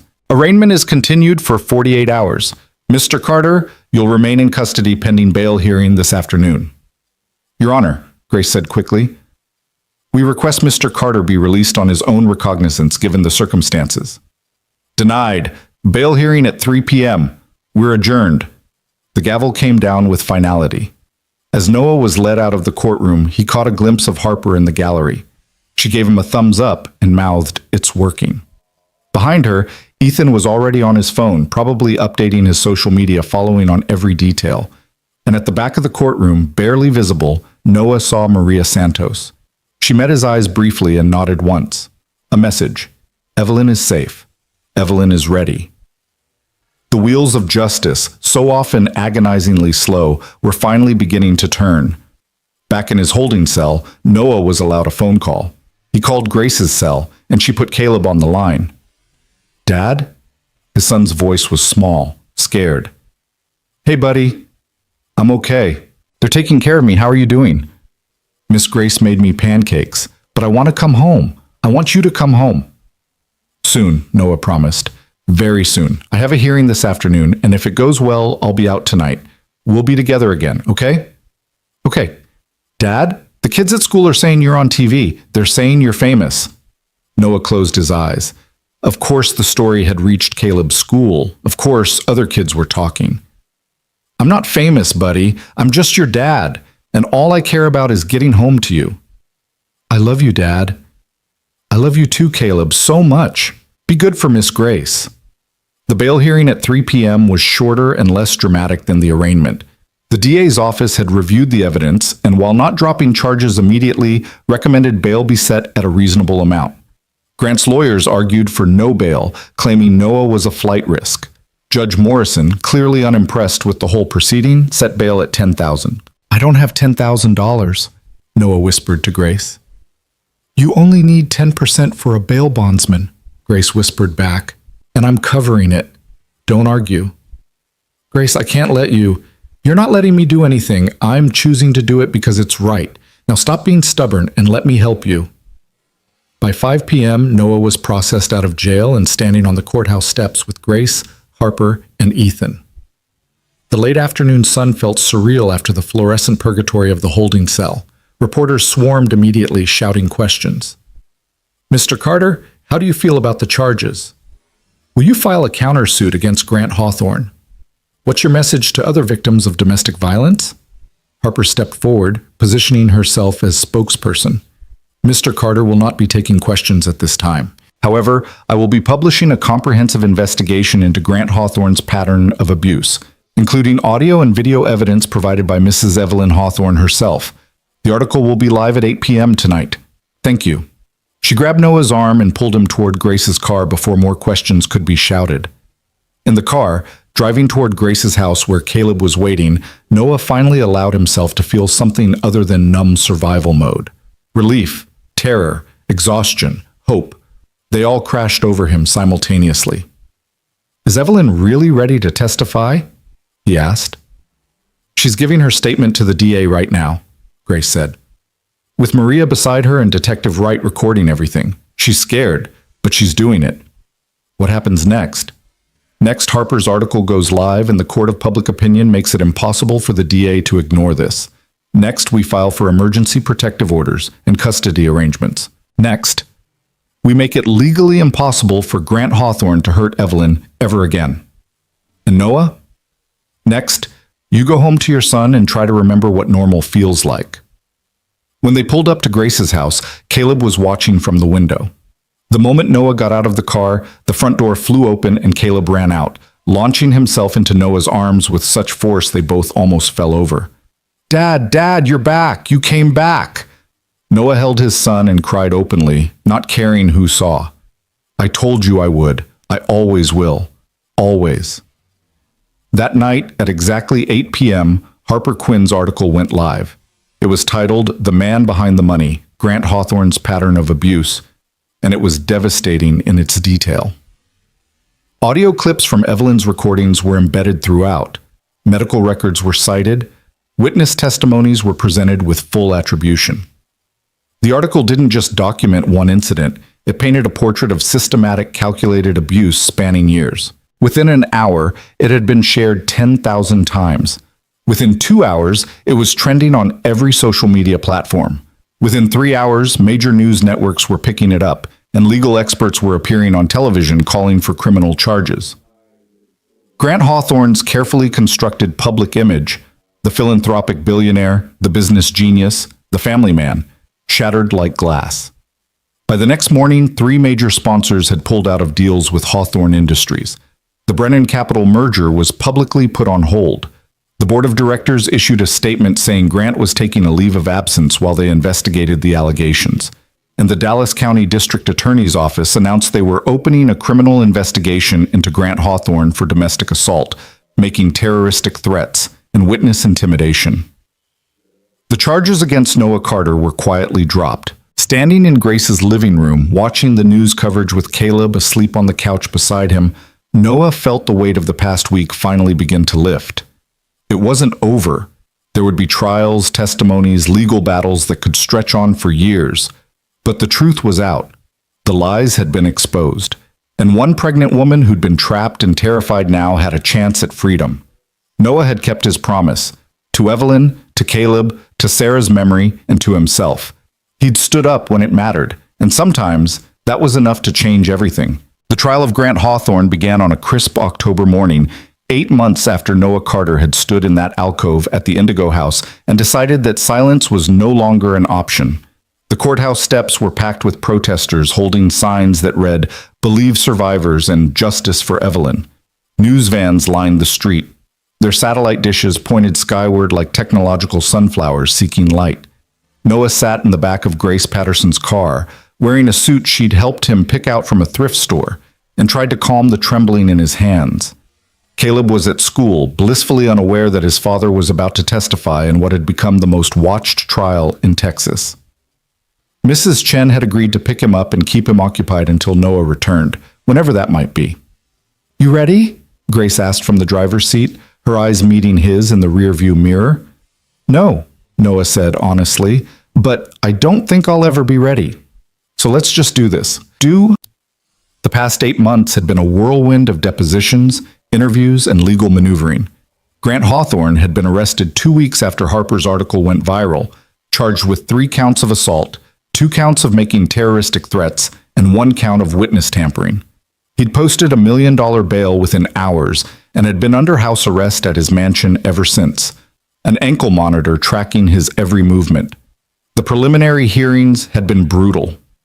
Grant's legal team, led by Douglas Kensington and a half-dozen associate attorneys who probably billed more per hour than Noah had made in a month, had attacked every piece of evidence, every witness, every procedural element of the case.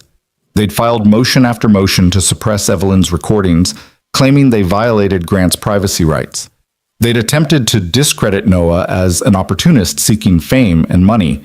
They'd painted Evelyn as an unstable woman with mental health issues who'd fabricated abuse allegations to gain leverage in a divorce. But the evidence was overwhelming. The recordings were authenticated by forensic experts. The medical records showed a pattern of injuries consistent with abuse. Witness after witness came forward. Former employees, household staff, business associates who'd seen Grant's temper firsthand. Even Amanda Preston, the former employee who'd given that first television interview, provided testimony about the culture of fear Grant had created. And through it all, Evelyn Hawthorne had stood firm. She'd given her deposition with Maria Santos by her side, speaking clearly and calmly about years of abuse. She'd allowed photographs of her injuries to be entered into evidence. She'd cried on the witness stand during the preliminary hearing when they played the audio recordings of Grant threatening to kill her, but she hadn't backed down. The baby, a girl named Sarah Grace Hawthorne, named after Noah's late wife and the attorney who'd helped save her mother, had been born in June. Evelyn had given birth under protective custody, with sheriff's deputies stationed outside her hospital room. Grant had filed for custody immediately, but Judge Morrison had granted Evelyn a temporary restraining order and full custody pending the outcome of the criminal trial. Noah had met baby Sarah once when Evelyn had invited him and Caleb to her new apartment, a modest 2-bedroom in a secure building paid for by the settlement from her divorce proceedings. Caleb had been fascinated by the tiny infant, asking a million questions about why she was so small and didn't have any teeth. Evelyn had smiled through tears and told Noah that she'd named her daughter after his wife because Sarah Carter had raised a man brave enough to help strangers. "Your wife made you who you are," Evelyn had said that day, holding baby Sarah close. And who you are saved my daughter's life. I want her to carry that legacy. Now walking up the courthouse steps through a gauntlet of reporters and photographers, Noah felt the weight of that legacy pressing down on him. He was about to face Grant Hawthorne in open court.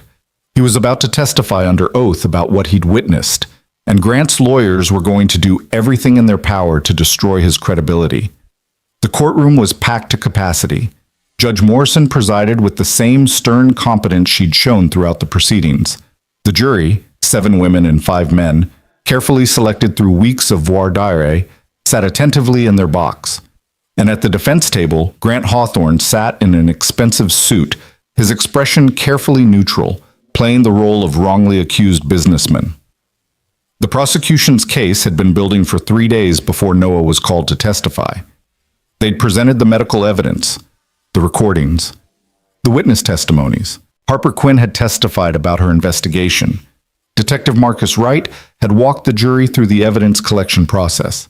Ethan Cole had described what he'd seen at the gala, corroborating Noah's account. Now it was Noah's turn. The state calls Noah Carter to the stand, announced Assistant District Attorney Rebecca Chen, a sharp woman in her 40s who'd built her career prosecuting domestic violence cases. Noah walked to the witness stand on legs that felt made of water. He was sworn in, placed his hand on the Bible, and promised to tell the truth, the whole truth, and nothing but the truth. Mr. Carter, Ada Chen began gently, can you tell the jury what you do for a living? I'm a construction worker, Noah said. His voice sounded strange in the formal courtroom setting, too rough, too working class. I was working as a janitor at the Indigo House on the night in question, but I've since taken other employment. And on the night of February 11th of this year, you were working at a charity gala at the Indigo House. Is that correct? Yes, ma'am. Can you describe what you witnessed that night? Noah took a breath and began to speak. He told the story he'd told so many times now, in videos, in depositions, in interviews, but somehow it felt fresh and immediate here, with 12 strangers listening to judge whether he was telling the truth. He described seeing Grant grab Evelyn's arm, hearing him berate her, watching him strike her face. He described the sound of the slap, the red mark on her cheek, her hand protectively cradling her pregnant belly. And what did you do when you saw this? Ada Chen asked. I intervened. I asked him to stop. I told him she was pregnant. What was Mr. Hawthorne's reaction? He threatened me. He said no one would believe a janitor over him. He said he'd destroy my life if I said anything. And did you believe him? Yes, ma'am. I still do. Ada Chen walked Noah through the rest of that night, through his decision to make the video, through the consequences he'd faced. She established that Noah had nothing to gain financially from coming forward, that he'd lost 2 jobs and faced criminal charges himself as a result of speaking up. Mr. Carter, why did you come forward? Why risk everything? Noah glanced at the jury, 12 faces looking back at him with varying expressions of interest, skepticism, sympathy. Because I have a son, and I'm trying to teach him to be a good man. How could I tell him to stand up for what's right if I didn't do it myself? No further questions, Your Honor. Then came the cross-examination. Douglas Kensington approached the witness stand with the confidence of a man who'd demolished countless witnesses before. Mr. Carter, you say you're trying to teach your son to be a good man, but isn't it true that you've been fired from multiple jobs for poor performance? I was fired from the Indigo House after Mr. Hawthorne filed a complaint about me. My other job let me go after his people pressured my employer. I wasn't fired for performance issues. You're currently working construction, making, what is it, $18 an hour? That's correct. And before this incident, you were working 3 jobs to make ends meet. Isn't that right? Yes, sir. Kensington smiled slightly. So you were struggling financially, desperate even, and then you saw an opportunity, a wealthy man in a vulnerable position, a chance to manufacture a scandal and perhaps profit from it. No, sir. That's not what happened. Isn't it true that you initially uploaded your video as unlisted and only made it public after speaking with journalist Harper Quinn? Yes, and isn't it true that Ms. Quinn has made her career by attacking successful individuals? That she was fired from a major newspaper for ethical violations? Objection! Ada Chen was on her feet. Counsel is testifying rather than questioning. Sustained, Judge Morrison said. Mr. Kensington, ask questions. Don't make speeches. Kensington nodded smoothly. Mr. Carter, how much money have you made from interviews and media appearances related to this case? Nothing. I haven't accepted any money for interviews. But you've been offered money, haven't you? Some outlets offered payment. I declined. How noble. And yet you're being represented by Grace Patterson, a high-priced attorney, free of charge. You're living rent-free in an apartment provided by victim advocacy groups. You've received donations through a GoFundMe campaign that's raised over $50,000. You've profited quite handsomely from your accusations, haven't you? Noah felt his face flush. The GoFundMe was set up by strangers who wanted to help after I lost my jobs. I didn't ask for it. And the apartment is temporary housing provided by advocates who have a vested interest in seeing my client convicted? Yes. Mr. Carter, isn't it possible that what you saw that night was simply a marital dispute? A husband and wife arguing, as married couples sometimes do? He hit her. Are you certain of that? You were 20 feet away, the lighting was dim, you'd been working all evening. Isn't it possible you misinterpreted what you saw? No, sir. I know what I saw. He hit her across the face hard enough that the sound echoed. There's no misinterpreting that. Kensington changed tactics. You mentioned your late wife, Sarah, in your video. She died of cancer 2 years ago. Is that correct? Noah's jaw tightened. Yes. That must have been very difficult for you. Traumatic, even. Have you sought counseling for your grief? I've attended some support groups. But no professional therapy? No treatment for what might be post-traumatic stress or depression? Objection, Ada Chen said. Relevance? Your Honor, I'm establishing that Mr. Carter may have been in an emotional state that affected his perception and judgment. I'll allow it, but tread carefully, Mr. Kensington. Kensington turned back to Noah. Mr. Carter, is it possible that seeing Mr. and Mrs. Hawthorne argue triggered something in you? Perhaps made you see something that wasn't really there? Perhaps made you want to play the hero because you couldn't save your own wife? The words hit Noah like a physical blow. He heard gasps from the gallery. Ada Chen was objecting loudly. Judge Morrison was calling for order. But all Noah could hear was Kensington's implication that his memories of Sarah, his grief, his trauma, had somehow made him fabricate everything. No, Noah said quietly, but his voice carried through the courtroom. What I saw was real. Grant Hawthorne hit his pregnant wife. He threatened her. He hurt her. And no amount of your twisting my words or attacking my character is going to change those facts. Kensington stared at him for a long moment, then smiled coldly. No further questions. Noah was excused from the stand. He walked back to his seat in the gallery on shaking legs, feeling like he'd just survived a battle. Harper Quinn, sitting 2 rows behind, gave him an encouraging nod. Ethan squeezed his shoulder as he passed. The trial continued for another week. Evelyn took the stand and gave devastating testimony about years of abuse, about living in fear, about the night of the gala when Grant had hit her in front of witnesses, and she'd thought for the first time that maybe, just maybe, someone would finally help her. She cried when they played the audio recordings. She remained composed when Kensington tried to paint her as an unstable woman who'd married for money and then fabricated abuse to get more in a divorce. Mrs. Hawthorne, Kensington had said during cross-examination, you're asking this jury to believe that you stayed with a man who beat you for over 3 years, that you continued to appear at public events with him, to smile for cameras, to play the happy wife. Why didn't you just leave? Evelyn had looked at him with something close to pity. Because I was terrified. Because he told me he'd take my child. Because I had no money of my own, no career, no way to support myself. Because every time I thought about leaving, he'd sense it and become apologetic and loving, promising to change. Because the man I married still appeared sometimes, and I wanted to believe that man was real. And because Mr. Kensington, unless you've lived in fear of someone who's supposed to love you, unless you've been told over and over that you're worthless and crazy and no one will believe you, you can't possibly understand why leaving isn't as simple as walking out a door. The courtroom had erupted in applause. Judge Morrison had gavelled for order but hadn't looked displeased. Grant Hawthorne's defense relied heavily on character witnesses.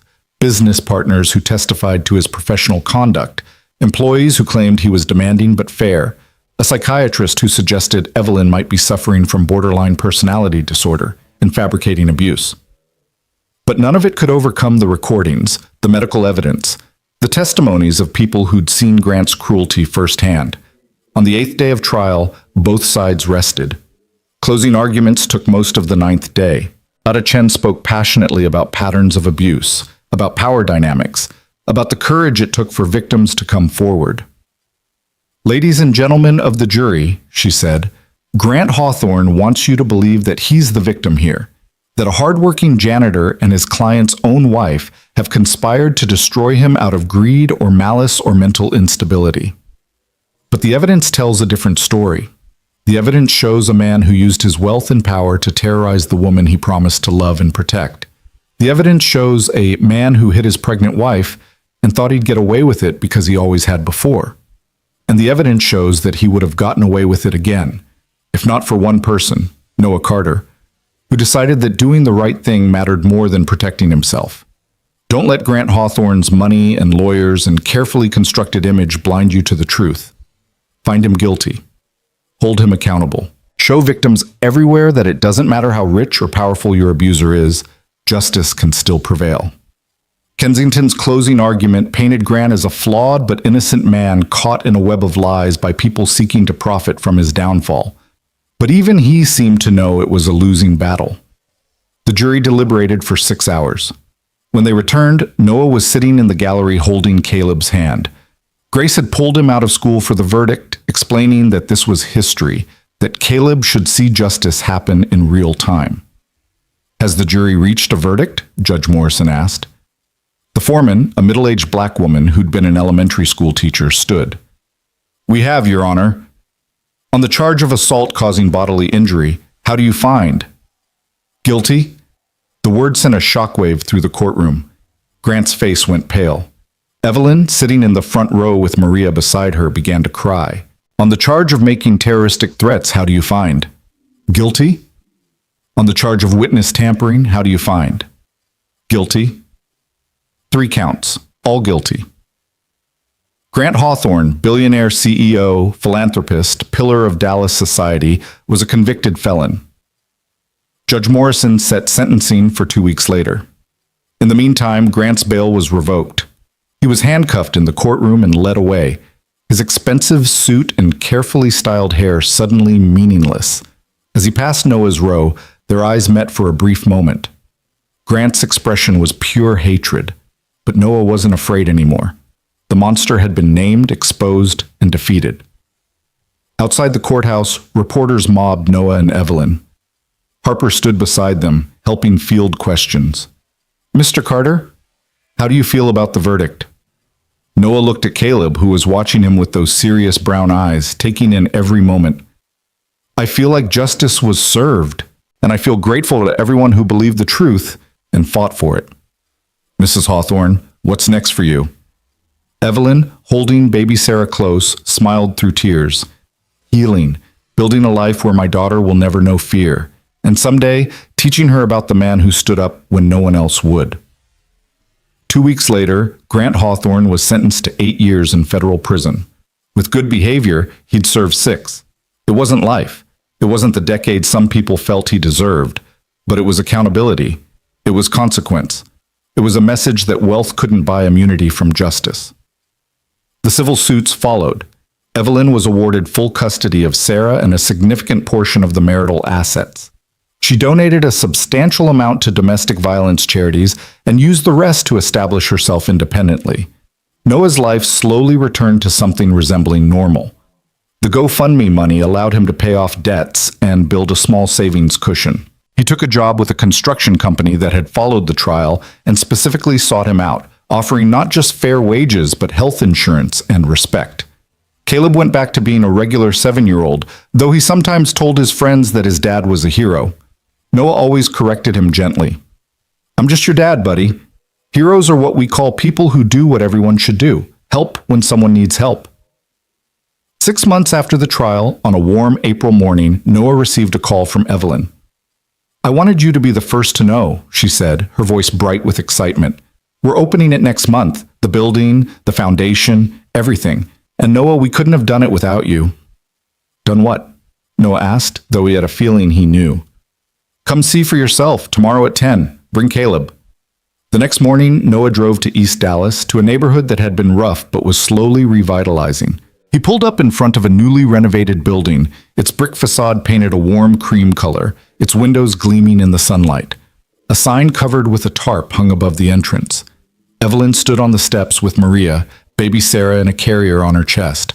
Harper was there too, along with Ethan, Grace, Detective Wright, and dozens of other people Noah recognized from the trial and the advocacy work that had followed. Welcome, Evelyn said, gesturing to the building, to the Beacon Foundation. She pulled a cord and the tarp fell away, revealing the full sign. The Beacon Foundation, a light in the darkness, in honor of Noah Carter and Sarah Carter. Noah felt tears prick his eyes. Evelyn, I can't. This is too much. It's not enough, she said firmly. This building will provide temporary housing for domestic violence survivors. We'll have legal services, counseling, job training, childcare. Everything someone needs to rebuild their life after leaving an abusive situation. And it exists because you refuse to stay silent. Because you showed me that one person speaking up can change everything. She gestured to the crowd. Everyone here has been touched by domestic violence in some way. As survivors, as advocates, as people who care about making the world safer. And we're all here to celebrate not just this building, but what it represents. The power of courage, of truth, of ordinary people doing extraordinary things. The crowd applauded. Caleb tugged Noah's hand. Dad, they named it after you and Mom? Yeah, buddy, they did. Because you're a hero? Noah crouched down to his son's level, looking into those serious brown eyes. Because sometimes when you see someone who needs help, you help them, that's all. It's not about being special or brave. It's just about being human. But you were brave, Dad. You stood up to a bad man even though you were scared. Noah pulled his son into a hug. You're right. I was scared. But you know what? Being brave doesn't mean not being scared. It means doing the right thing even when you're terrified. And that's a lesson I learned from your mom. They toured the building together. The private rooms where survivors could stay while getting on their feet. The playroom where their children could be safe and cared for. The legal aid office where attorneys would provide free services. The counseling center where trained therapists would help people process trauma and rebuild their sense of self. In the main common area, there was a wall dedicated to stories. Survivors who'd passed through the foundation would have the option to share their experiences anonymously, creating a testament to resilience and recovery. The first story was already posted, handwritten on simple paper. 1 year ago, my husband hit me for the first time. 6 months ago, he did it again while I was pregnant. And then a stranger, a janitor working at a party we attended, did something no one had ever done. He spoke up. He said my husband's actions were wrong. That moment of validation, of someone seeing me and acknowledging my pain, gave me the courage to leave. Today, I'm free. My daughter will grow up knowing that abuse is never acceptable, that help is available, and that sometimes heroes work night shifts and mop floors. Thank you, Noah Carter, for seeing me when I'd become invisible even to myself. E.H. Noah read it through tears. Behind him, Caleb was holding baby Sarah's tiny hand and telling her about dinosaurs, completely unaware that his father had just been reminded why all the pain and fear and struggle had been worth it. The official opening ceremony was held a week later. The mayor attended. Local news covered it extensively. Dozens of survivors came to see the space, many of them crying, all of them hopeful. Harper Quinn published a follow-up article titled The Beacon Foundation, How One Man's Courage Created a Movement. It detailed not just the foundation itself, but the dozens of similar organizations that had sprung up across the country in the wake of the Hawthorne trial, all inspired by Noah's simple act of intervention. Ethan Cole, who'd stood beside Noah from the beginning, started a nonprofit training service workers, janitors, waitstaff, delivery drivers, anyone who might witness abuse, on how to safely intervene and report. He called it the Stand Up Initiative, and within a year it was being implemented in hotels and event venues across 3 states. Grace Patterson expanded her pro bono domestic violence practice, taking on twice as many clients and training other attorneys to do the same. She won a humanitarian award that she dedicated to Noah, saying, "He showed us that protecting victims isn't just a job for lawyers and police. It's everyone's responsibility." As for Noah, he went back to being ordinary. He worked his construction job, picked up Caleb from school, made dinner, helped with homework, and tucked his son into bed every night. He dated occasionally, but wasn't in a hurry to replace what he'd had with Sarah.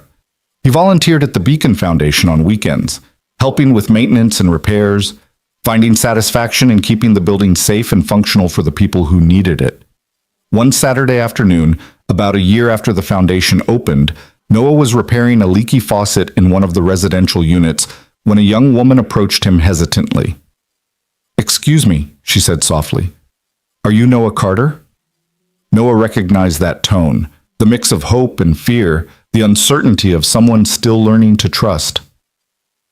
"I am. I wanted to thank you. Not for me specifically, though this place has been a lifeline, but for my sister. She saw your video when it first went viral. She was in a bad situation with her boyfriend, had been for 2 years.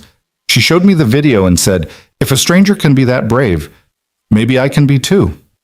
She left him that week. She's safe now, building a new life, and it started with your video, with you showing her that someone cared enough to help."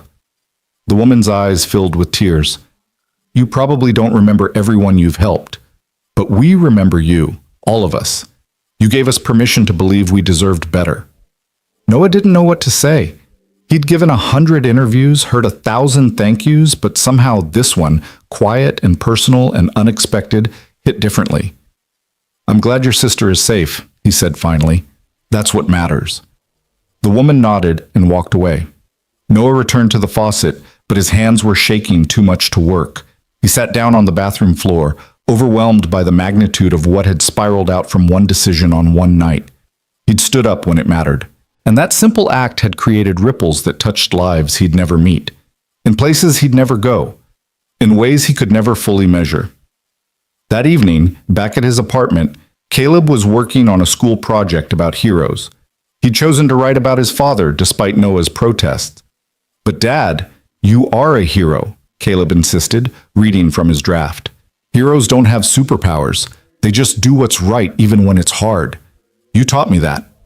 Noah looked at the drawing Caleb had made to accompany the report. The same stick figure with a cape from a year ago, but more detailed now.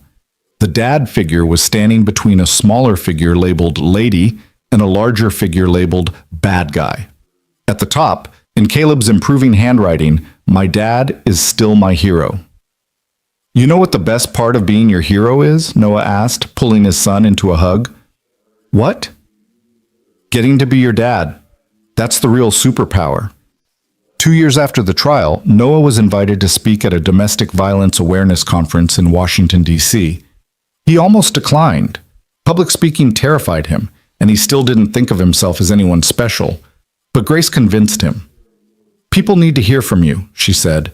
"Not the media version of you, but the real you. The guy who was scared and did it anyway. The single dad working 3 jobs who still found the courage to help someone. That's the story that matters." So Noah flew to D.C., leaving Caleb with Mrs. Chen, and stood on a stage in front of 500 advocates, survivors, and policymakers. He told his story simply and honestly, without embellishment or false modesty. "I'm not special," he concluded. "I'm just a guy who saw something wrong and couldn't look away. And I want everyone in this room to know, you don't have to be special to make a difference.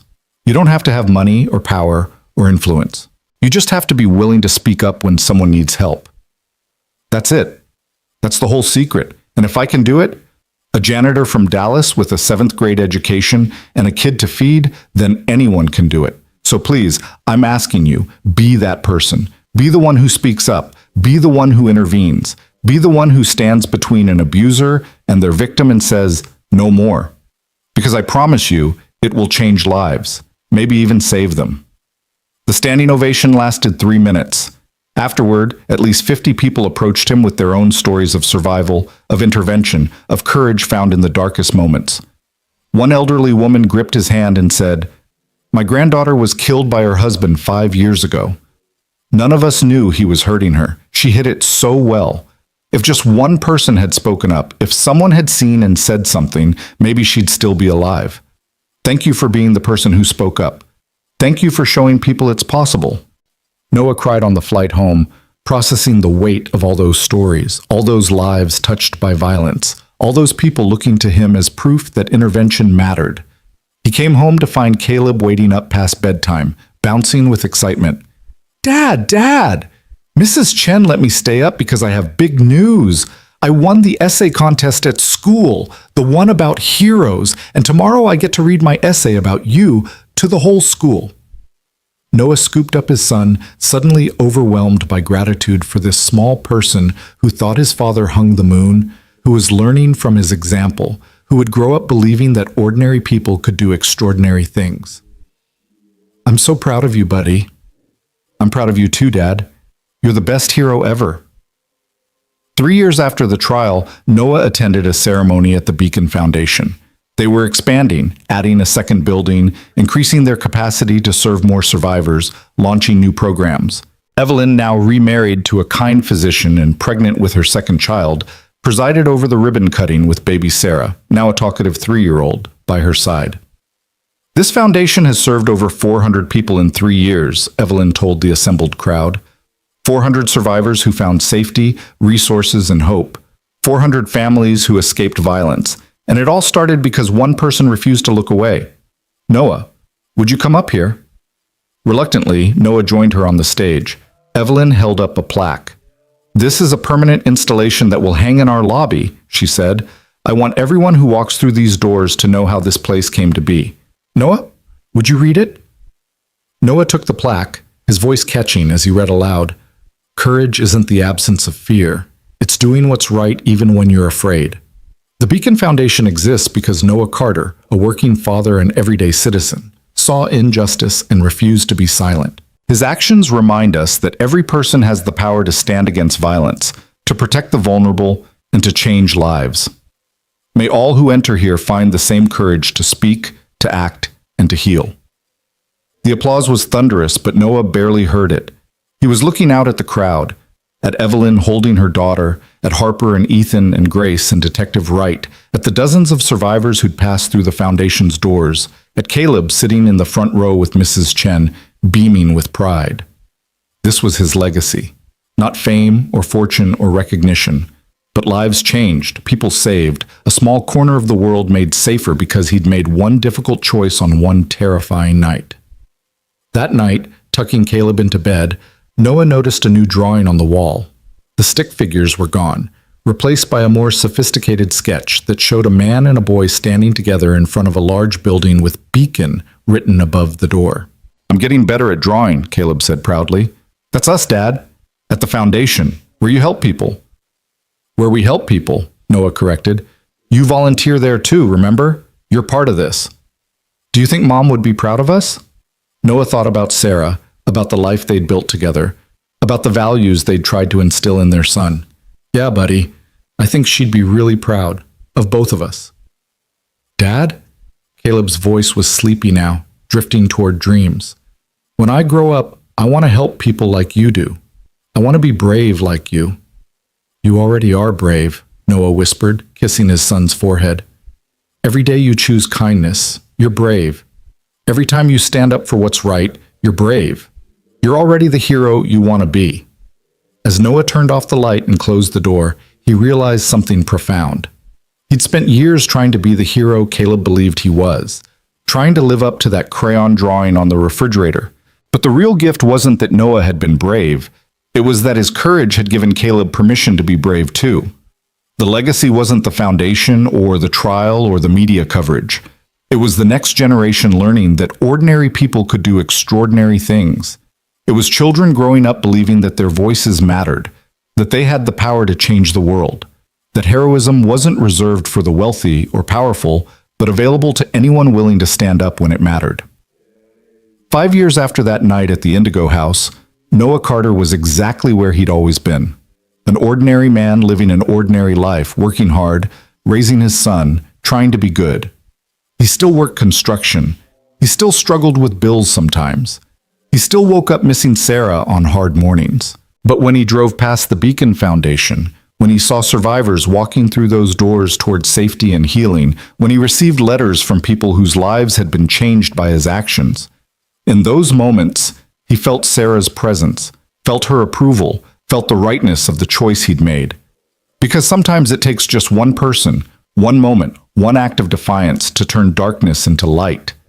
Sometimes it takes a janitor with everything to lose and nothing to gain, except the knowledge that he did what was right. Sometimes it takes a single father teaching his son what courage really means. And sometimes that's enough to change everything. Noah Carter had stood up when no one else would. He'd spoken truth when silence was safer. He'd risked everything to help a stranger. And in doing so, he'd become exactly what his son always believed he was. A hero, not because he was extraordinary, but because he'd proven that ordinary people, in ordinary moments, could choose to be extraordinary. The light that never fades isn't found in wealth or power or fame. It's found in the courage of everyday people who refuse to look away from injustice, who choose compassion over comfort, who stand up even when standing up might cost them everything. That light was burning bright in Dallas, Texas, in a foundation named Beacon, in the lives of hundreds of survivors, in the heart of a 12-year-old boy who'd learned from his father that heroism was a choice anyone could make. And it would keep burning long after Noah Carter's name faded from headlines, long after the trial became history, because truth, once spoken, creates ripples that never truly end. One janitor, one moment of courage, one refusal to stay silent. And the world, in some small but significant way, became a little bit better, a little bit safer, a little bit more just. That was enough. That would always be enough. And Noah Carter, ordinary man and extraordinary father, understood that now. He had kept his promise to Sarah, to Caleb, to Evelyn, and to himself. He had been the hero his son believed he was. And that, more than anything else, was worth every moment of fear, every sacrifice, every difficult choice. Because love, in its truest form, is courage. And courage, at its core, is simply love in action.